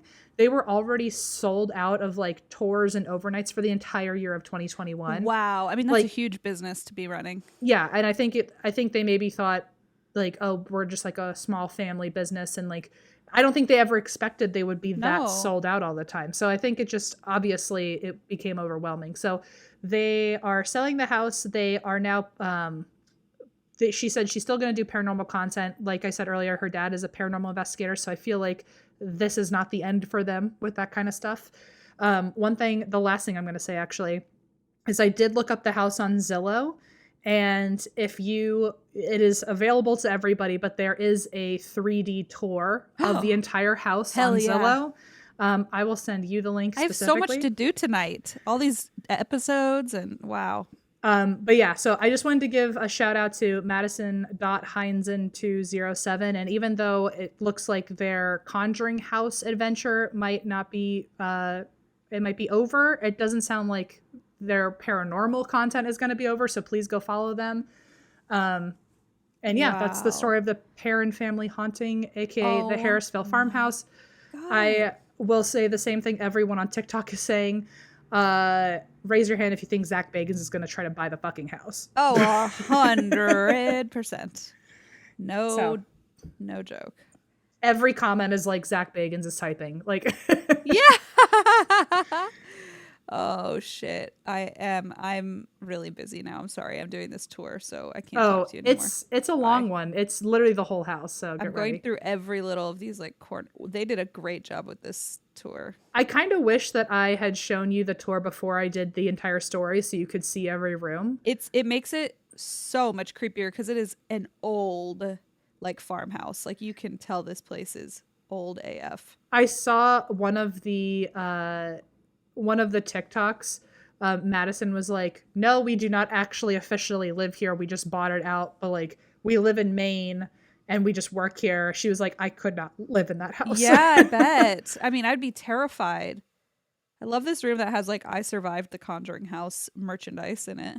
I'm in that same room right now. Oh my God. Look to the right. There's a poster of The Conjuring. Oh, look at that. Yeah, I Oh mean my they've God, I got found the signature wall. Where is And it? they have the squishmallow of the plague doctor that we want. Oh, do they really? Yeah. Where is it? I'm It's in I'm this at the little basement signature. room. Oh, I see it. It's by the TV. Yeah, that's the one Em and I want. Wow, I thought there was I didn't realize that I thought there was a little signature wall. I didn't know It's a whole literally room. there's a whole room where just all of the walls are signed by all these people. I'm trying to zoom in. Oh my God. Paranormal New England. Wait, look up to We're the top. in the same place. Look up to the top left. Ghost Adventures. Oh my God, I see it. Wow, we're on the same tour here. This is fun. Fun stuff. This is so cool, Em. You guys should really. We'll put this all on. I don't know how we'll do it on our Instagram, but we'll do it. We can post it in our story and do like a that's a good up idea thing or something. Yeah. Wow. But yeah, there you go. So Cape Cod that's the story. Paranormal. The parents also signed it. So how cool is that? This is really neat. That's got to be really fun to be one of the parents though, and like go in and see all of the signatures of people who want to know your story. Yeah, that's got to be like impacted by it. Especially when you were there for a decade and like felt like you needed to keep all this to yourself, and now it was like hell for you. And you had to keep it a secret, but now like look at all the signatures in your house where it happened, and all these people want to hear what you went through, and like you don't have to keep it a secret anymore. That's so cool. Also, in that same signature room, look in that ceiling. There's like a creepy pull-down attic that I want nothing to do with. Oh, I see it. It's like a string on the ceiling. No. Apparently, in the attic is where a few people hanged themselves. Okay. So. Yep. Not going up there. Anyway, so there you have it. This is so cool, Em. This is one of the coolest stories you've ever done. See, I'm glad we did a two-parter because that was like a full another hour of content. Yeah, it was a long one. I did not know what we wanted to do. I just love that we could fit 2 whole episodes into it. That's amazing. Wow, what a story, Em. Okay, I'm going to do this tour later. For now, I'll get back to the show, I guess.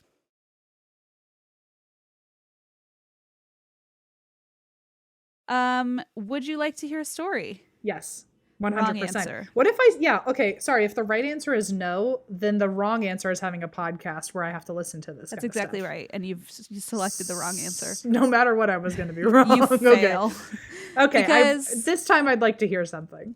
Remember when I said, oh, I don't want to do this one for Halloween because it's too dark and sad. For fuck's sake, Christine. It's the notes I had.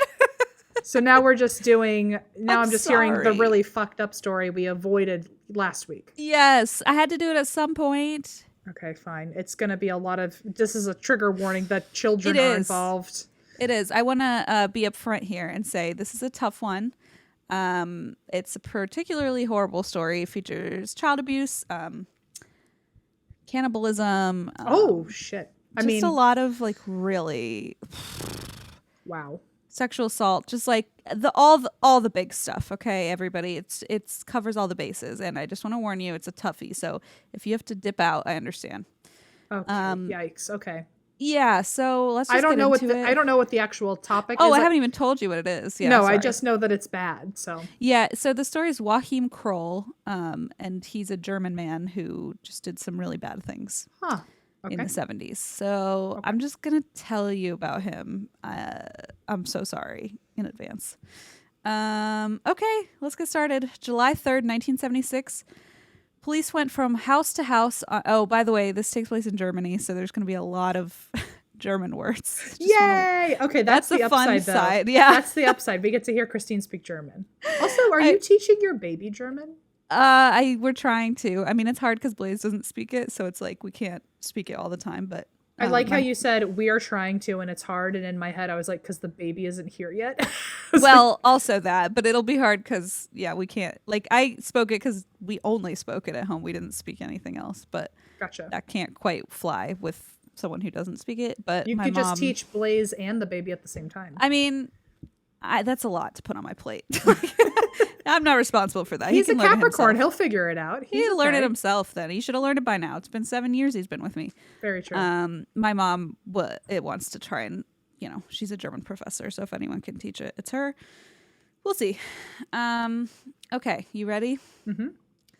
All right. So July 3rd, 1976, police went from house to house on Friesenstraße. There's a lot of German words. I'm so sorry. And some of them I say in German and some I don't. Honestly, the fact that you're apologizing is really getting in the way of me getting to hear you speak German. Oh, so sorry. All right. You can just hurry it up. Friesenstraße. Okay. Okay. Sorry, where am I? They were looking for Marion Kettner, a 4-year-old who had gone missing. Okay. One of the locals, Oscar Mueller, approached a policeman and told him that he was suspicious of his neighbor. When the police asked him to elaborate, the main reason he had these suspicions was because his apartment's waste pipe was abnormally blocked, which led to a strange encounter with said neighbor, Joachim Kroll. Oh, God. Okay. When Oscar approached the neighbor, Kroll had advised him not to use the shared toilet because it's blocked and, quote, full of guts. Oh, so like we're not even hiding. It's just you couldn't even say like full of poop. Like you had to really even full of guts. So like there's really no other thing that it could be except that he's a killer. Except like this isn't normal. Something's wrong here. Yeah. Okay, whatever. Well, with this information, police are like, we're gonna go chat with this guy. And so they make their way to his apartment, and when they tell him about what his neighbor had just said, Kroll reassured him that what he meant was it was just a rabbit's guts that were in the drain pipe. Okay, but also, like, I feel so bad for this neighbor because, like, you just got thrown so under the bus and you live next door to this murderer. Yeah. Whether or not you know it's a murderer yet, if I ever thought there was a chance that my neighbor was a murderer, and then I told the police, and then they told him what I said. Yeah, they're like, this guy called me. Like, are you kidding me? That's a good point. The police did not give a fuck. That is such a good point. I would literally have to tell them, like, and also such a specific. It's not even like you can make up a fake name. You're just like the gut story was told to one person, like to Oscar. Oh my God, I would be moving out. There'd be no way. Yeah, so poor Oscar gets thrown right under the bus, and the neighbor's like, no, Oscar's just being silly. I meant rabbit guts. Okay. Silly Oscar. It gets really bad here. The police were like, okay, but they decided to look around the apartment just in case. They saw that he was cooking something in the kitchen. And it wasn't a bunny rabbit, was it? No, it wasn't. It was that 4-year-old, wasn't it? Looking into the pan, they found he was cooking potatoes, onions, a hand, and some carrots in boiling water. Okay. So then they went to check on the waste pipe with a plumber and discovered there were other bits of very evidently human remains, specifically intestines, which had been clogging up the sewer system. Okay. So, like, definitely human guts. Yeah. Okay. So Kroll was arrested immediately, and it was later confirmed that the remains were tragically those of the missing girl, Marion Kettner. Yeah. Okay. Well. In the investigation, he didn't deny his crimes at all. I mean, it sounded like he was on the way out already with his like gut talk. It seems like he wasn't hiding very well. I mean, he also literally like they walked in on him cooking a hand. So like, yeah, what were you gonna say? What were you gonna say? Good point. And so within a few days, he confessed to a total of 14 murders. Wow. Which spanned over the course of 20 years. So this is the story of Joachim Kroll. Okay, way to start it though. Yeah, like, great. In theory, start with a bang. Well, tell me that's the only child stuff, yes? No. Okay, well, never mind then. I was going to say at least it ends there, right? There's no at least, unfortunately. At least you get a taste of what the whole thing's going to be like. So. Are all 14 children? No. Okay. Well, yeah, still, great. No, I'm grasping at straws here. I know. Okay. It's hard to find a positive spin to this, but he's known as the Ruhr Hunter, which is the area he was in. Just the word hunter. We talked about this last week, but like it just makes it so much worse. Really makes it hunter awful. With humans. Mm-hmm. So his name is Joachim Georg Kroll. He was born April 17th, 1933 in Hindenburg, near the Polish border of Nazi Germany, born into a mining family. Joachim had either 8 or 9 siblings, depending on the source. There's not much from his childhood, but a lot of articles feature the information that as a young child, he frequently wet the bed and, more alarmingly, was said to have sexually abused animals. Oh, shit. Okay. Yeah. Wow. So as we know, this is part of the McDonald triad, which is it's a theory that there's a set of childhood behaviors that can point to violent tendencies later in life. Do you remember the third one? Fun pop quiz. Oh, okay. So There's cruelty to animals, bedwetting. Don't tell me. I won't. Bedwetting. I mean, it's not just like that there's a head injury, right? Or is that what you're talking about? Okay. I'm going to feel so silly when I hear it, but what is it? Arson. Oh, yes. Okay. Yeah. So those are the three that are often pointed to as potential precursors to a more violent adulthood. Okay. What? Yeah. Yes. So he's setting things on fire as well. No, he's not. He's bedwetting and sexually abusing animals. Oh, that was just a fun little quiz for me. That was just these two were part of the two things he did were part of the McDonald triad, and then the third was the quiz for you. Yes. Okay. I didn't know if that was coming up later and we'd be like, aha, there's the trifecta. No, that was just to see if I don't know. That was me trying to add some levity to the conversation. Thank you. I love a little trivia, and I will get an A next time. Okay, great. I'll hold you to it. So when Kroll was very young, his father was forced into the German army, where the Russian army took his dad as a prisoner of war, and he never returned home. I'm sure that triggered not so good things either. Yeah, it did not help. No. And so when this happened, Kroll, his siblings, remember he has like 8 or 9 siblings, moved into a small 2-bedroom apartment where, like a lot of other people during this time, suffered of severe hunger and poverty. Jesus. At school, Kroll was always observed to be much smaller than other students. He was often bullied for having a low IQ. It seems from a couple sources that his IQ was around 76 or 78, and apparently he didn't quite know how to read. So he was struggling in all aspects of life. And by age 15 in 1948, he had repeated quite a few grades at school and decided he was going to leave school and become a farmhand instead. Okay. So he became a farmhand, which sounds all well and good. Until years later, we found out that during this time as a farmhand, as a teenager, he realized, as he witnessed pigs being slaughtered, he discovered that blood sexually aroused him. So okay, that was kind of his turning point of, aha, I found my new hobby. Okay. Well, I wonder what his realization of that looked like. Like, I hope was part of him like, this is odd, or, I wonder what his side of that experience was. Or I imagine it was probably like, I didn't expect that, but here we are. I don't know. Yeah. Sick. So he'd later reveal there was one woman who remains anonymous, good for her, who he began dating around this time as well. So Film Daily reports that Kroll would feel shown up by this relationship because he felt awkward and inadequate, because the only sexual encounter he had with this woman he was dating at the time was, quote, a failure. And because of this, oh my God, Kroll made his own executive decision that he'd only have sexual encounters with people who, in his own words, could not complain about his performance. No. Oh, yeah. God. Okay. Yeah. Okay. It's just so bad.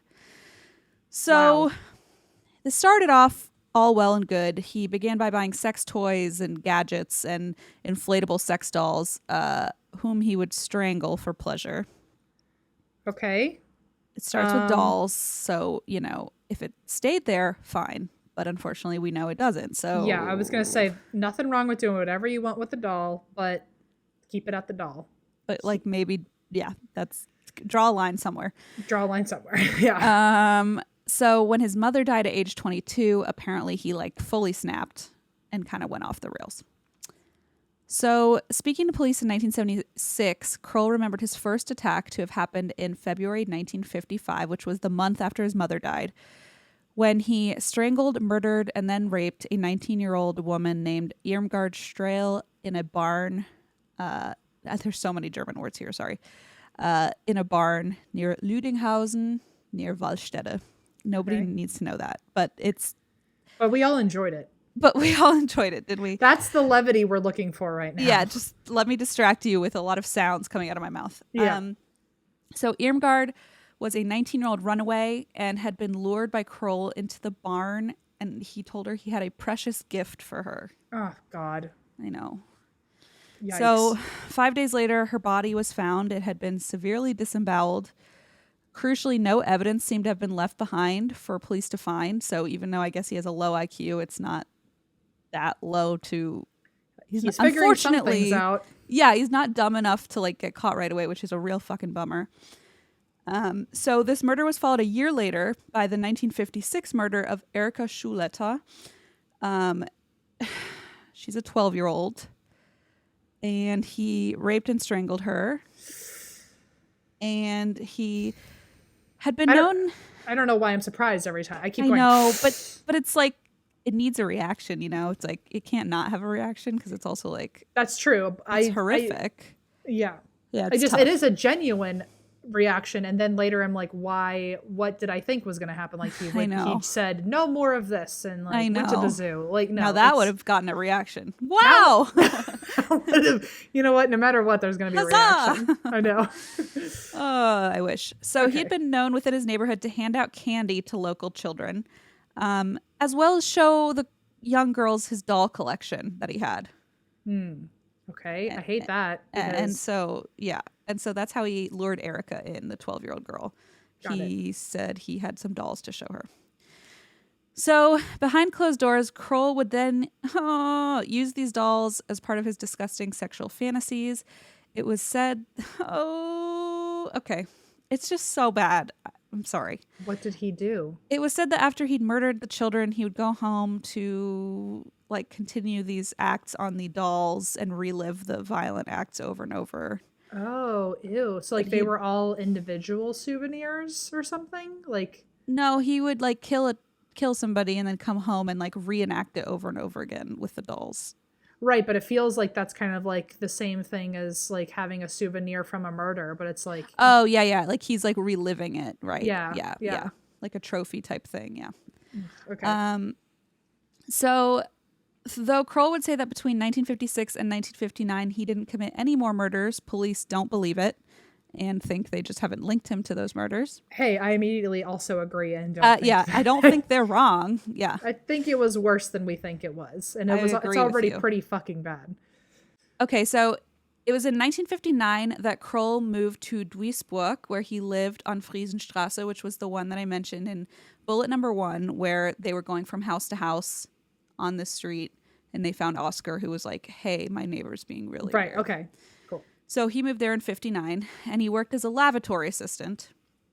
And lavatory assistant? Yeah. Like a janitor? No, so this is a German thing, I guess. Oh, okay. Oh, like a person who gives you like a paper towel when you wash your hands. Not quite. So in Germany, the bathrooms are, you often have to pay for them, like public bathrooms, but they have people constantly there who clean them like right after they're used. So they're like always extremely clean. Oh, well, so okay. It's a nice setup. Done. It's very German. It's like you pay like 25 cents or something, and then you get like a really clean, nice public bathroom. It's a very good setup in my opinion. So nice. Wow, that's a great job. I thought you at first said laboratory assistant. I went, okay. And then I went, she said that weird. Laboratory. And I was like, it's kind of like September. Is it lab or lav? Anyway. In German, a laboratory and a lavatory. They're all the same. No. Also, like, how American is it that my thought of like the only thing you could possibly be a lavatory assistant for is like handing someone a paper towel and calling it a day. You know, that's part of it too. Refilling the paper towels, like. I mean, that happens too, like it does here. I had no idea that they had such a quick, efficient system. Hello. Who do you think we're talking about? It's the Germans here, man. If anyone's going to do it.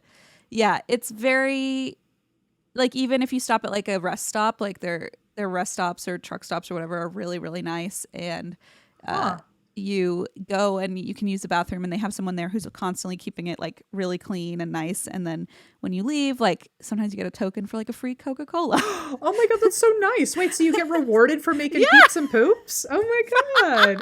Oh my God. We should go to Germany. You would love it. I at least would love the bathrooms. Also, it's really nice. I feel bad for that person when it's like a stinky situation. You gotta go it's right also in awkward when you're the person who did that and you're like, sorry? Oh yeah, like also I wish I could warn you away. Yeah, could you tell them like, can you stay outside for a second, and then like because like what if you make a lot of noise and they just are there for the ride? That's the downside, and I don't like that part. But that's the downside for the pooper, not the poopy. For both. Yeah. Oh yeah, true. And like there have been times where I've been like, they're like standing outside the stall and I'm like, all right, this is a little close for comfort, you know, like I guess it's kind of like going to like a doctor where like for you it feels really invasive, but for them everything. They're like, I do this all the time. Yeah, that's I true. wonder if they're like, yeah, you're sitting in there for a few minutes, like that's not really that wild. We're all thinking you're doing, right? Yeah. I mean, fair point. Also, I wonder what the dangers are of that. If you're like at a road stop in the middle of nowhere, like how many of those people get like mugged or hurt or something? I don't know. Everything's very like, at least it's all very tip-top shape. It's not really like run down and rugged. Yeah, it's not like, you know, you don't picture like an abandoned gas station here where it's like an outhouse in the middle of nowhere. I don't know. Yeah. This is my experience, which is arguably limited, so I don't totally know. But anyway, I have a lot of questions, obviously. If anyone is a German lavatory assistant, can you DM me? Because I got things to ask. Yeah, but DM me too, because I don't want you just DMing Em and saying like, Christine, what's wrong or something. I want to be in on the conversation because I'm worried I fucked it up and I don't want to get everybody upset. Okay. I mean, that's my experience with it. But yeah, so I'm assuming that's what his job was. Noted. As a lavatory assistant. Okay, so according to a website called Serial Killer Calendar. Great. I just need you to react to that. Okay. Oh, okay. I mean, that's like, honestly, that's our job where that's the doctor with the invasive stuff. That's me being like, yeah, serial killer. Yeah. Okay. Next. What am I supposed to react to? What do I think you're going to say? Serial killer calendar. Yeah. Wait, hang on. Oh my God. Whoa.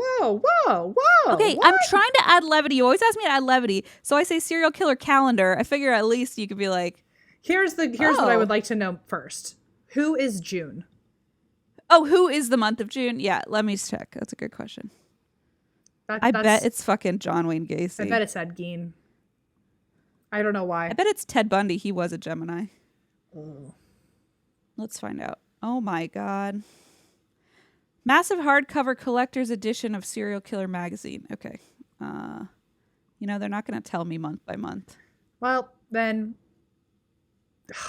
I don't know what to tell you. I don't like super love this. It's a little... Asking for a friend, though. If anyone does make a podcaster calendar, can we be June? Can I be June? Can we be June? We'll be the twins. Wait a minute. Someone make a podcast. Please. Just make us June. That's all we want. Can I be all the other months, too? Oh, okay. Well, yeah. And there's the Gemini part of it, actually. Please. Someone just make a calendar of us. Thank you so much. Please. Okay, sorry. So there's serial killer. There's serial killer calendar. Yes, is the website, and they make like big books about serial killers. So, according to this website, Kroll was known by local children as Uncle Wahim. So they called him Uncle. Like he handed out candy to the kids in the neighborhood. It's just grody. Because he handed out the toys, candy, and dolls he kept in his apartment. Despite the rules of the building, Kroll invited all the children into his home, feeling they were his true friends. Big woof. Kroll loved attention from the young girls that played in the area, treating them as his own nieces. That's not how you treat nieces. BTW. That is the opposite. I got a niece. I got a few of them. And you know what? That's not it. That's not it, my friend. That's not how we do it. That's not the Funkel lifestyle, you know? No. So for years, Wahim lived on this Friesenstrasse, indulging the young children with treats and little gifts, and parents of the local families remember him as a pleasant and thoughtful man who seemed to want a family of his own. Oh my God. Big yikes. So on March 24th, 1959, he struck again. He attacked a 23-year-old woman who was experiencing homelessness. Her name was Erica, and according to a website called magic.be, she was spotted by Kroll in a tavern in the old part of Duisburg and invited for a walk. Suddenly, he hit her with his fist and started strangling her. Oh, geez. She lost consciousness, and when she woke up, he had disappeared. So fortunately, she did manage to survive, unlike a lot of his victims. Right. So unfortunately, a couple months later, Kroll attacked again, murdering 24-year-old Clara Tesmer in the Rheinhausen woods in basically the spot where he left Erica. So it was sort of like she had survived, and so he like redid it with another person. Oh, like all the way down to the location, which is kind of Yeah, creepy like he too. left her in the Like same he needed spot. to cross it off his list. Yeah. Bad.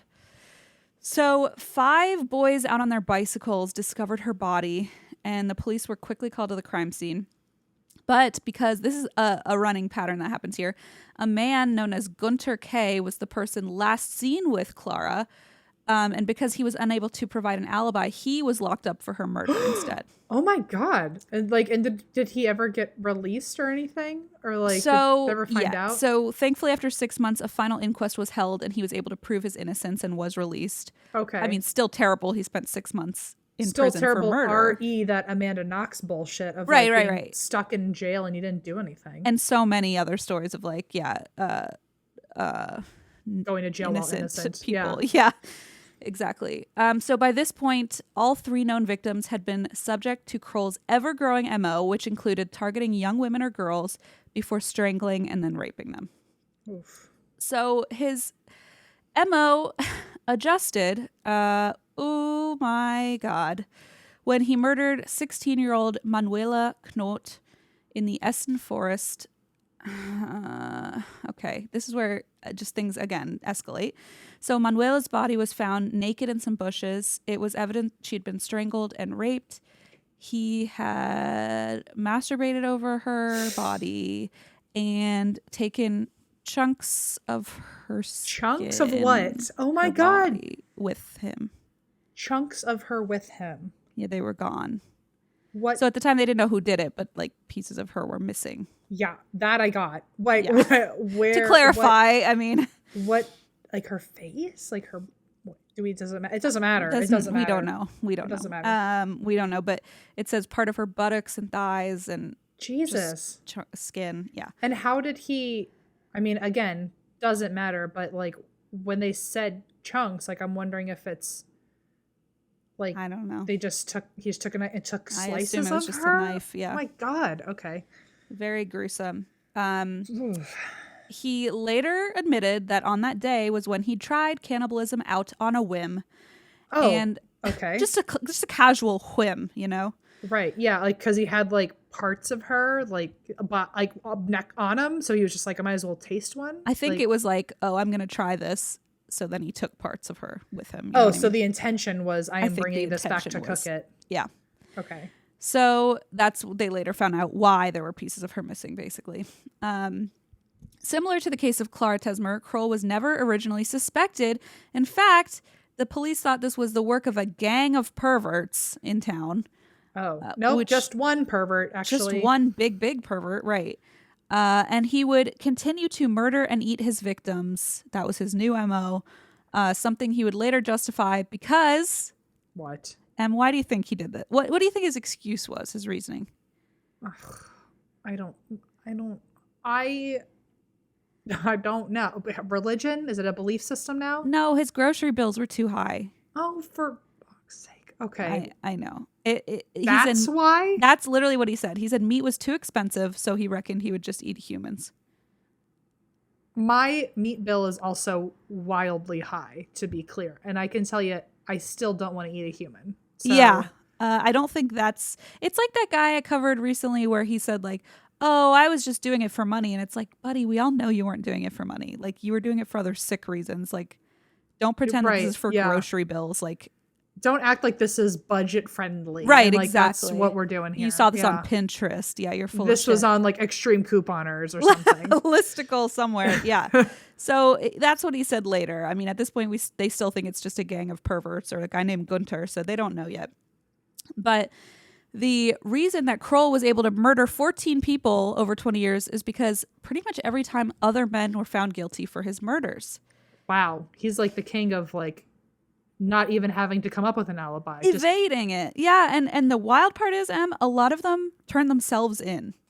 What? I know. Sickos. But even like, I'm so confused. So what on earth was their motivation? Nobody knows. That's so wild. It's like some Criminal Minds shit of like, this person just needs to get attention, notoriety. Like, who knows? Oh my God. Wow. That just lets you know how many sickos there are out there. Like you didn't even do this. And yet you want to be known as the person who eats people. eating children are like, yep, that was me. Like, why? I don't know. Yeah. So February 13th, 1960, 24-year-old Horst Otto strutted into the Essen police station and confessed to Manuela's murder. He was promptly arrested and convicted to 8 years in prison because of this confession. Wow. He just walked in and said it was me. And they were like, okay, 8 years in prison, which is so shitty too, because now this other guy's like, great, I got away with it. I'll do it again, you know? So another local man from the area, a mechanic called Heinrich Ott, also turned himself in for one of Kroll's murders. This time it was the 1959 murder of Clara. And while he's awaiting trial, he hangs himself. Wow. So clearly there's some mental health issues happening here. That's what it sounds like, yeah. Yeah. And so these confessions are just like helping him get away with these crimes because... Can you imagine like multiple times doing this and finding out that someone else like voluntarily took the heat for you? You're like, I'd thanks, be buddy. Like, oh my God, like what a hero. Again, thank you. Yeah, and it's like, and then the guy dies by suicide. So at this point, he can't take it back. Like they just think he did it and then he died and that's that. Case closed. So it's not for years that they find out he actually did it. So it's just wild. So this plus the fact that Kroll was able to cover his crimes by A, killing people in different ways, and B, doing it in different parts of the country, and not always using cannibalism, spicing it up, I guess. Okay. He was able to get away with this. So the only consistency in each crime was the aggressive sexual nature inflicted after death. And when there was cannibalism, there were crudely removed parts of the bodies. Ugh. So those were the only It's weird that like he's still able to control himself from not needing to eat people, but he's still like you would think it's like part of the I don't know compulsion or right. like something that he has to do, but like he doesn't even need to do that every time. So it's I feel like that he just doesn't. I feel like that's such an active decision of his of like, oh yeah, like while I'm at it, I might as well eat this one. Like what made that person the grocery bills were high at that week, you know. Oh, he was in a town with like only one grocery store. It was a Whole Foods. Obviously, yes. It's like the logic is so flawed. The lack of logic, I guess. And police at this time weren't sure like why these body parts. They didn't know about the cannibalism, so they're thinking like maybe it was like a trophy that he's removing parts of the body, which I guess sort of it is. That I guess it's in a way bigger trophy that you're eating it, I guess. Yeah, in his mind. yeah. Sick. So according to an article by All That's Interesting, other killers operating in West Germany had the police distracted. In the years before Joachim Kroll began killing, Werner Boost had begun murdering couples in the area starting in the 50s. So he and several other suspected killers are believed to have thrown police off Kroll's track because there were other active serial killers. Oh. So he was able to kind of cover up his tracks by also kind of copying what other local killers were doing and like hiding behind them. If that makes sense. I definitely don't want to give him credit, but that is a smart tactic of like, there's already a serial killer that they're looking for. I can just do whatever the fuck I want and no one would be looking for me. Like they're already distracted looking for this one guy. And if, exactly. They can just lump this crime in with his other ones. So because of these factors, including these men like sacrificing themselves up to admit to these crimes they didn't do, Kroll was still roaming the streets of Duisburg. Apparently he had a moped and he would just drive around looking for victims. Wow. Yeah. Also like not the greatest getaway situation. No. Because, like you can't like at least with a car, like you can hide the person you're trying to. True. Like what are you gonna do? Like throw them over your shoulder and everyone watches them screaming. True and also point. Also balanced with one hand on a moped while a body's flinging everywhere. Like that, it doesn't make it's just that part isn't very wise if you're going to try to get away with this. Yeah, I think even if you do convince a woman or a girl to come with you willingly, people would still see them with you, I would think, even if they're alive. Maybe that was part of, maybe he actually was like, more of a schmoozer or like more charming and like they thought they were going on a date with him or something and then he drove them into the middle of nowhere. But that's what I'm saying, like he did do that and that's what I'm saying, but wouldn't people still say, oh, the last person I saw her with was that guy on the moped, you know what I mean? Like even if they went willingly, it would still like there would still be witnesses. Yeah, exactly. I don't know, that's a good question. My guess is he probably just couldn't afford a car, but I don't know. I mean he clearly is like money on the mind, so Yeah, right. The grocery bill budgeting. So anyway, on Easter Monday, April 23rd, 1962, 13-year-old Petra Giese was raped and killed. She had been visiting a fair with her friend that day. Oh, I know. And she was found the following day among some bushes. She had been strangled with her own scarf, and someone had removed her buttocks, her left forearm, and her hand. oh my God. Yeah. Wow, this is really fucking gruesome. It's really bad. And police were quick to point their finger at the guy they knew did it, a local pedophile and sex offender named Vincenz Kuhn. So a whole nother guy. They were like, that's the one who did it. I don't know. Like, I mean, it's just, this is a very lucky killer. Lucky. Yeah. Very lucky. Because this guy was arrested and imprisoned for the murder right away. And they were like, we got him. He did it. No question. Like, very convenient, but also Very so convenient. horrible. Yes. So 2 months later, only 2 months at this point, June 11th of 62, Monika Tafel was found via police helicopter in a cornfield in Walsum, having been strangled to death. Parts of her body were missing. Kroll had spotted Monika on the way to school on June 4th and dragged her into the field. Again, the flesh of her buttocks had been removed. And this time, a 34-year-old pedophile named Walter Quicker was accused of the murder. Are you kidding me? I know. And it's kind of like, God, there's so many of these guys running around that are so easy to blame. Also, whatever the name of that other cannibal was who said that the butt actually tasted really bad, right? Oh, yeah, that was so gross. Which is so interesting that this person now keeps taking people's like meat off of their butt. So, I mean, it's just a interesting fact of like, I don't really know what the point is. It's just interesting that the last person said that butts don't taste good, but this person like seems to only be going for that. I'm surprised if this is like his first time. I guess it's not his first time anymore, but if he's doing this nonstop or enough times that he could be trying different pieces, it feels like he already went in knowing what he wanted, or maybe it's like what's quickest that he can like run away faster. Like also a hand, like I don't know. Yeah, I wonder. I mean, it doesn't matter, but in terms of like being meticulous with his thinking, like is he just going for what's the fastest you can grab off of a body, or what genuinely tastes good? Because then I think if you're not going off of what tastes good versus what's the fastest, like I feel like there's a conversation there about like power. Like I don't know why. I feel like I don't know. I'm really getting in my own head about this. Keep going. No, it's interesting, and I feel like clearly this was not a well person. So I feel like I doubt in my head that it was like I'm gonna make a great feast tonight. It's more just like about reliving the kill. Like it probably didn't matter to him as much about what it actually tasted like than the fact that he could like take something from the body and like reuse it. I don't know, like the psychology of that. Yeah, I wish I knew.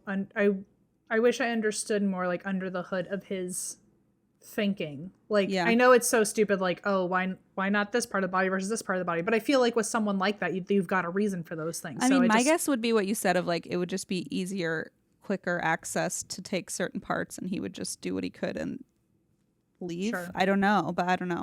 Anyway, I was getting really in my head about that, but I'm just, first of all, I'd like to know why the fuck you're willing to eat a person, but then I end up tangenting to too much. So. Yeah. I mean, I think there's a lot of dark layers that can be unpacked there. Yes, you're correct. Right. So they had arrested this 34-year-old local pedophile named Walter Quicker, thinking he had done it, but they had to release him when they couldn't find any evidence to tie him to the crime scene. So despite said lack of evidence, his neighbors were quick to insist that they knew it was Walter. Oh, shit. Even his wife divorced him over it and was like, yeah, he did it.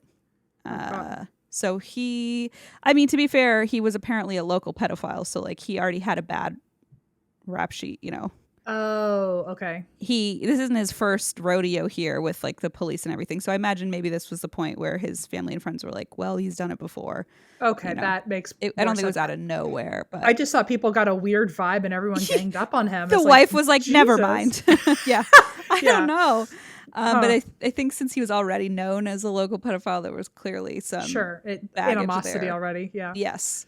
So it got to the point where shops refused to serve Walter Quicker and locals would heckle him in the streets. He was bullied so relentlessly that he died by suicide. Oh my God. And hanged himself in a forest near his home. So there's just tragedy left and right with this story. Yeah, and he's not even the first person in this story to die by suicide. No. It feels like a lot of people that are getting the heat for him are all doing that. True. There's all of the like branches coming off of this story have like really tragic ends too. So on September 3rd, 1962, 12-year-old Barbara Bruder went missing. She was last seen on her way to a playground, but never arrived at the playground.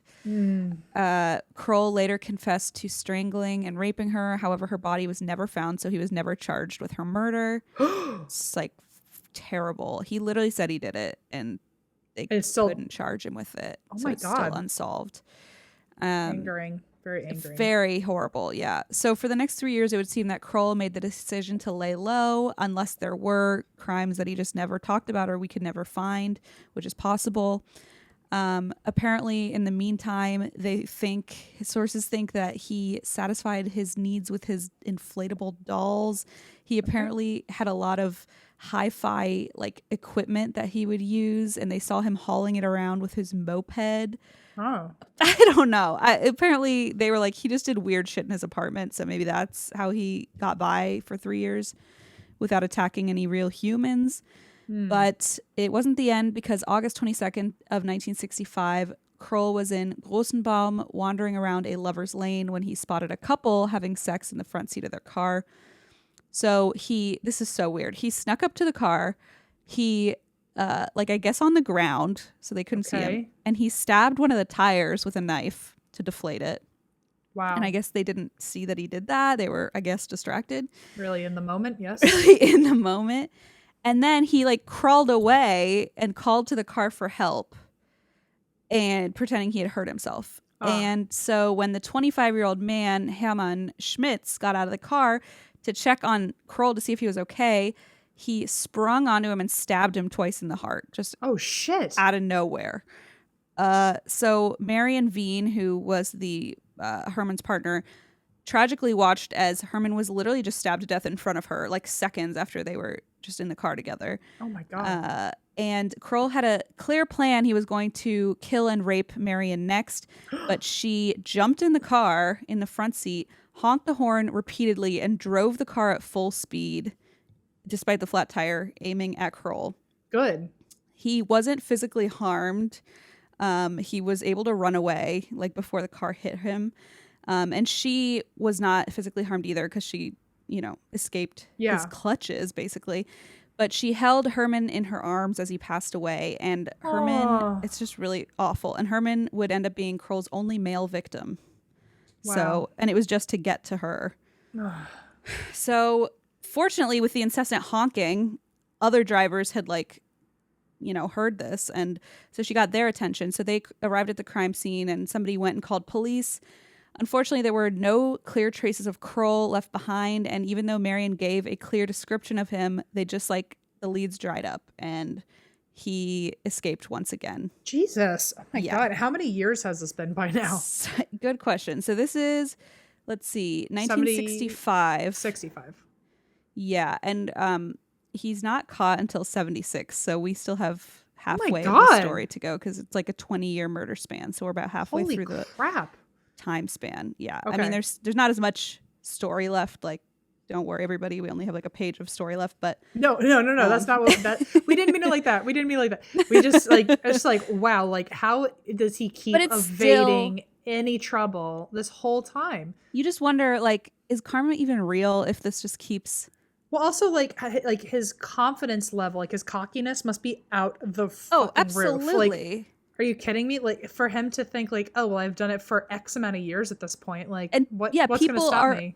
Random men are literally giving up their lives saying they did my crimes for no reason. They don't know me. What? That's that's where the psychologist in me wants to go learn about those people's 100%. Stories and be like, why the fuck did you do that? And do you realize you're harming other people by saying you did it and then letting him walk free? It's not just you're throwing under the bus.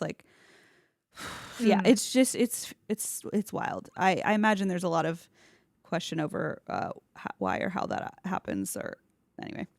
So he was very close to being caught. So they think this is why he laid low for a while, because it was a year until he attacked again. September 13th, 1966.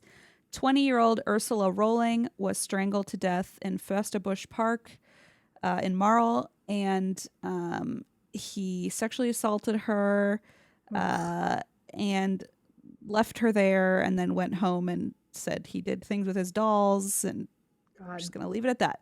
Fair enough. So, notably, Marl is further from Duisburg than Kroll had previously ever traveled to commit a murder. So for this reason, police didn't suspect him at all. What a shock.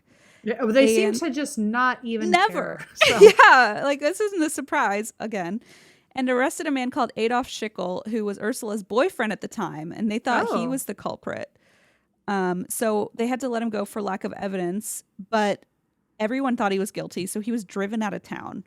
Which is like, your girlfriend just got murdered and raped, and you got accused, and now everyone thinks it was you, and you get driven out of town. Like, that's horrible. Can you imagine? Just extra. Like, talk about a whirlwind day on top of everything else. So on January 4th of 67, because of this hostility he was facing from everybody who thought he did it, guess what? This guy, Adolf Schickel, who was Barbara's boyfriend, drowned himself in the river. Well, that makes like what, 3 people now? Near Wiesbaden. Yeah. That's the third guy who third person affiliated tangentially to this story that died by suicide. Jeez. Yeah. The first guy, he was the one who went in and confessed out of nowhere. Right. And then in the jail cell he did it, right? Yes. And then the second 2 were both accused by police. Wow. So 3 months later, on December 22nd of 66, Kroll abducted a 5-year-old girl called Leona Hark from Essen. He took her via train to Wuppertal, where he strangled, raped, drowned, and butchered her. Great. I'm sorry. His luck nearly ran out, I say nearly, in 1967, when he briefly settled in a town called Grafenhausen, befriending local children who also began to call him uncle. Oh, God. He's such a sicko, this man. And nobody's... Okay. Nobody's like, I need to relax. Kind of creepy. I need to relax because I'm getting worked up. No, but I'm with you. Just like, how has this much time passed? And like, he's barely on a radar.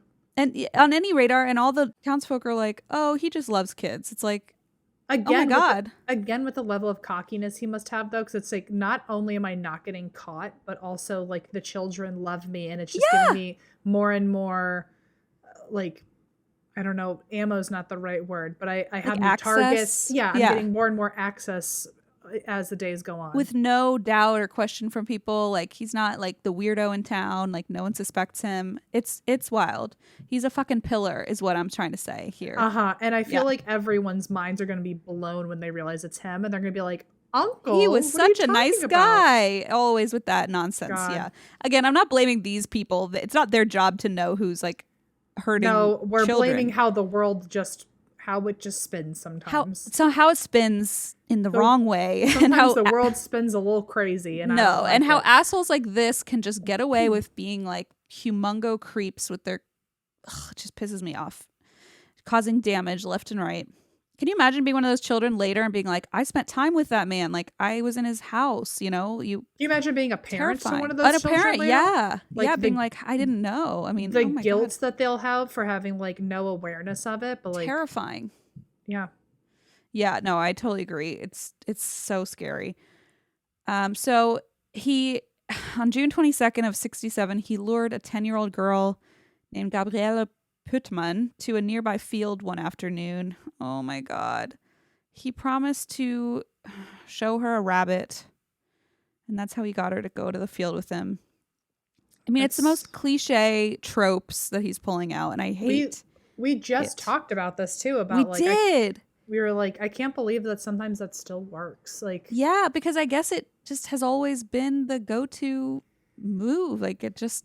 And like, I'm pretty sure, like, I mean, I like to think I would have used better judgment, but if I were a kid and someone said like I have a Yeah. puppy, like I can't promise I wouldn't want to go look at the puppy, you Well, know? and a lot of these people are smart and are like, oh, I have like the exact toy like the exact Hot Wheels car you're looking for, Yeah. or I have another friend for you who wants to play a game with you. Like, who knows? You know, Who I mean, knows? Yeah. they're smart and devious. Just And like happens. this is back in the 60s, you know, in the 80s was when all this like stranger danger panic happened.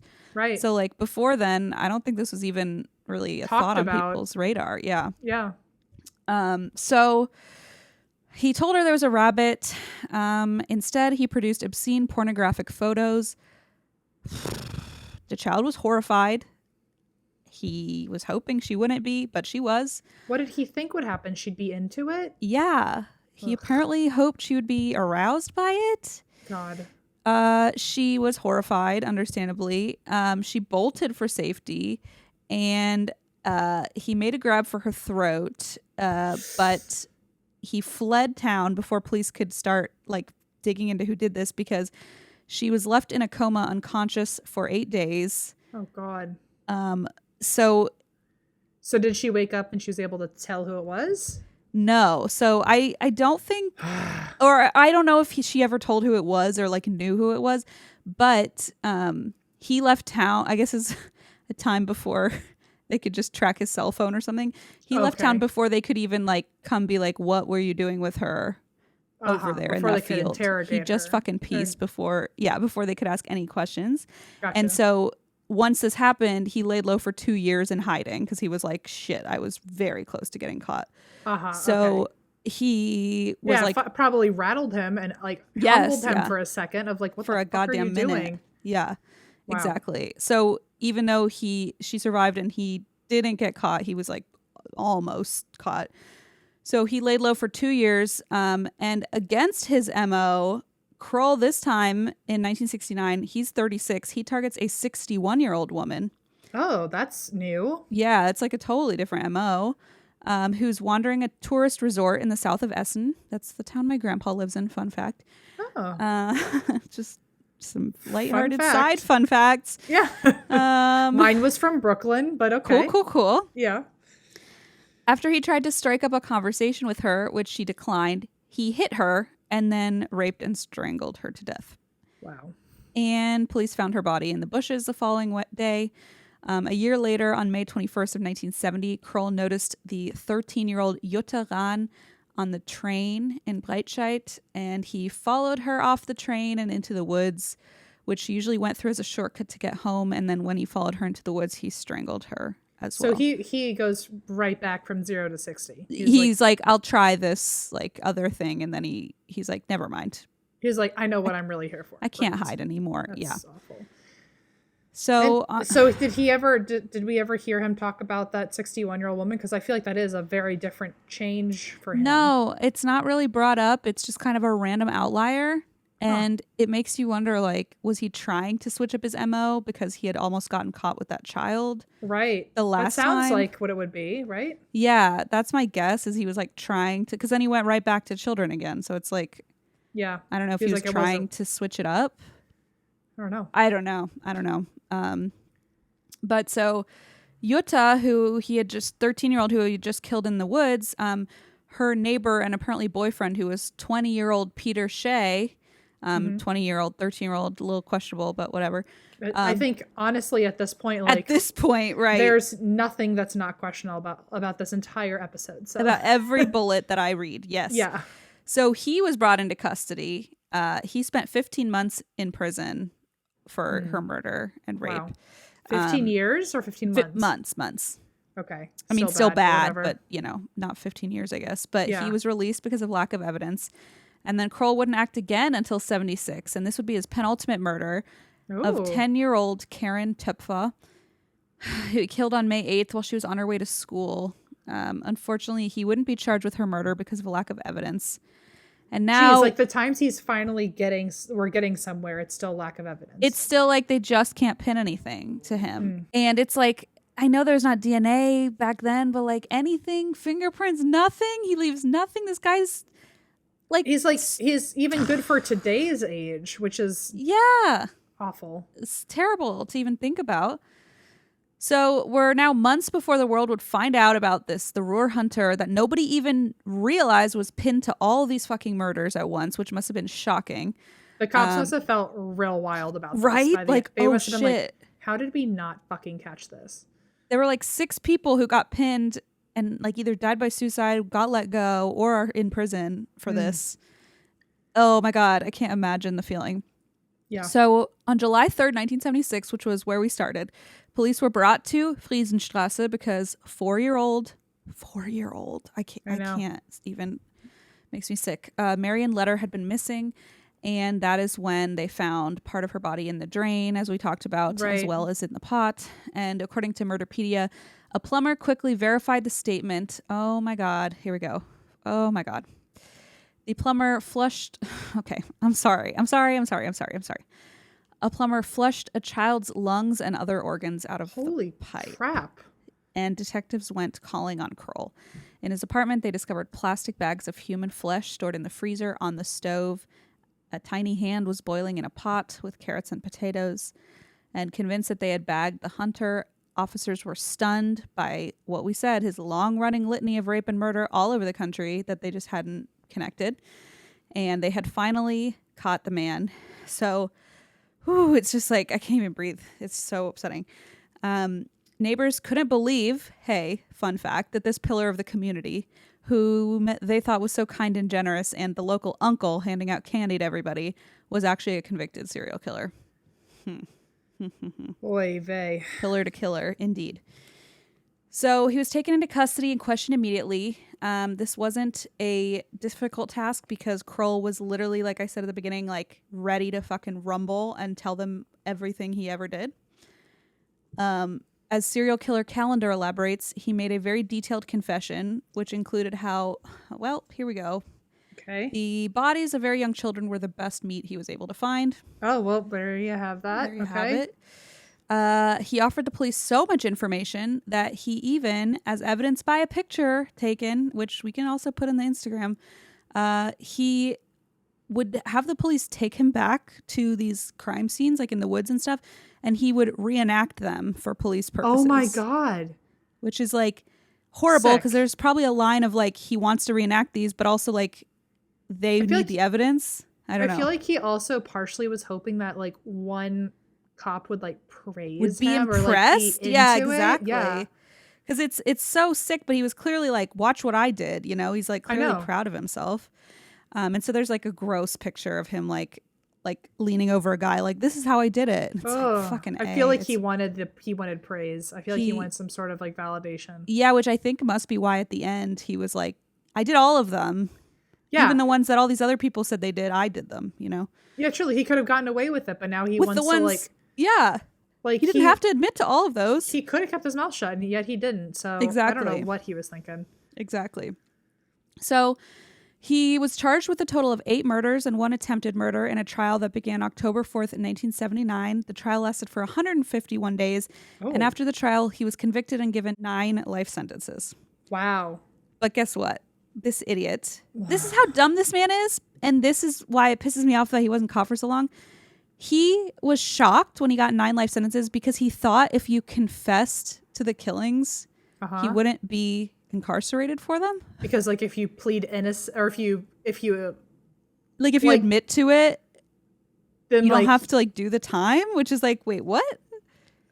So like maybe he thought that like being guilty meant like guilty of lying. Like, was that what you thought? Like exactly. And so what he thought was that authorities would, quote, get him the help he needed to stop killing if he admitted that he did it. He didn't think he would have to go to jail. Well, I'm not going to say that is the first illogical thing he thought. Yeah, fair point. He seems to have... It tracks. It tracks that he's not a thinker. So. He's not the brightest, which pisses me off again, because it's like, how did he get away with so many lucky shots to a point too where like we always say we have said in the past that like if we could go back in time and like solve crimes, like it would be pretty easy if you just like knew, like if you could bring all the DNA stuff from today back then. Yeah. And we still wouldn't be able to solve it if he wasn't even leaving any evidence or anything. Well, I mean, maybe he left DNA, but they didn't have DNA. That's true. Maybe that we was would have something still been they able to solve it. But it's still frustrating that like everything they had at the time never picked up on a single thing. Yeah, or they just decided they knew who did it and didn't even question it. They were like, no, we know who did it. It couldn't be this random guy. So Kroll died of a heart attack at age 58 in 1991 in the prison of Rheinbach near Bonn. And he didn't even make it to 60? Nope. So he just got to do all of this. Wait, so how old was he when he got sentenced? So let's see. He got sentenced in 79. And he died when? In 91. So he spent like about 10, 11 years in prison. So that's it. Even though it was technically a nine life sentence, yep. He was there for like 9 years. And then just like went. Yeah. And I like to think maybe the 9 life sentences are being served in the afterlife. I don't know. Sure. We can hope. Something, at least some sort of learning lesson. I don't know, but that's like that definitely doesn't feel like any version of justice if he only no. really had to go to jail for 9 years. Especially when you hear about like the case of Barbara, whoever, who like he said he did it and they still couldn't pin it on him. And so now her family has to go with like an technically unsolved case. Jesus. It's just so tragic. So I'm so sorry that I did that and that this is probably the last episode we'll record before I go into labor. Yeah, sorry, wow, this is what you'll remember me on by. My God. I'm so sorry. I'm so sorry. The timing was not great with that one. That was your call, my friend. bad. But you know, I know. It was gonna have to be done eventually, I guess. So. I was gonna say like I'm just glad I didn't do it for Halloween yesterday while I was dressed up. Like it would have just been. That would have been rough. That one would have been rough. Yeah. When we're all trying to be happy about Eat it. candy. Like, Yeah, let me tell you a trivia game. And yeah, let's talk about our favorite candy. It's like it just wasn't gonna fly. So. Oh well, thank you for what you did, even though I didn't like it. Yeah, you don't look happy with me. Actually, you look pretty pissed. I'm so sorry. I look pissed. Well, you were like, you said thank you for that in a very like stern parent way. Thank you for the trauma, I guess. Yeah, you're welcome. But other than that, so you think this is the last one? Because you could be going. I mean, I don't know anymore. It's like at this point, I just don't want to hang my hopes on anything. But I mean, I'm not feeling good, so I'm like, do you think you're going to go to the hospital tonight? Probably not tonight. Maybe tomorrow. We'll see. Question mark? Have you been able to take a nap at all and like sleep through it? Have you been in like immense pain this whole time? No, that we've I'm been just recording? uncomfortable, and it like doesn't stop. Which usually it like after like 10 hours it'll like go away, and it's been much longer than that. So I'm it just hasn't stopped. So I'm like, maybe it'll just keep going. We'll see. I'll also be like at my due date in like 2 days or 3 days. So it's getting like a lot closer. So wow. The odds are going up at least. We'll see. Imagine if I was still there waiting for this baby to be born. You would never leave. I changed the flight like 11 times by now. Yeah. You'd never have left. Well, so by the time, assuming this is the last time we hear from you, you will be back eventually because we got to go on tour in January. I know. Trust me. I'm ready, man. I'm excited. I can't wait.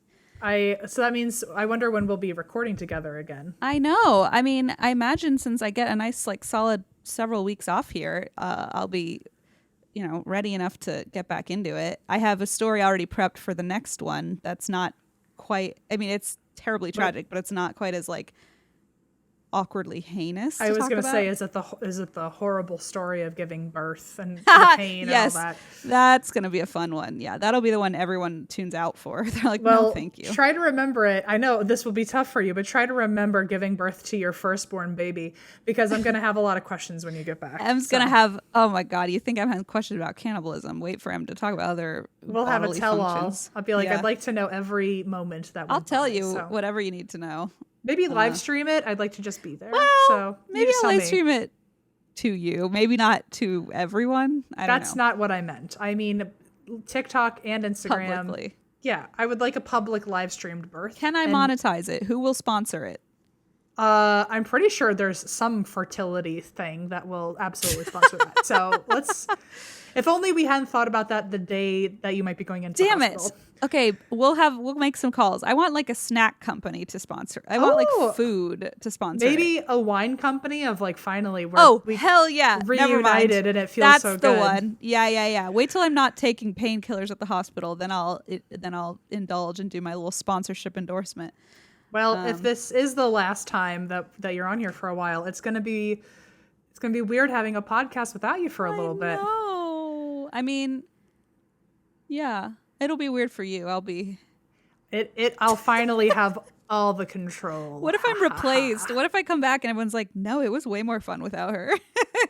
We'll find out the hard way, I guess. I don't know. I guess this is the time. So we had to find out eventually if one of us was going to be kicked out. And one day I'll have to step away for a large amount of time, and we'll see how people do with you as the solid oh God, host there, that might be the moment of like, now Christine really needs to go. She tried to do it by herself. It didn't fly. Also, well, we'll see. And also, we did try to record enough in advance that you would be able to like, no one would know. But you know, we're not the best planners, so whatever. It's fine. We got 5 weeks ahead. That's pretty damn far. We got pretty far. That's us. 5 weeks of maternity for you. I love it. I'll take it. All right, and that's why we drink.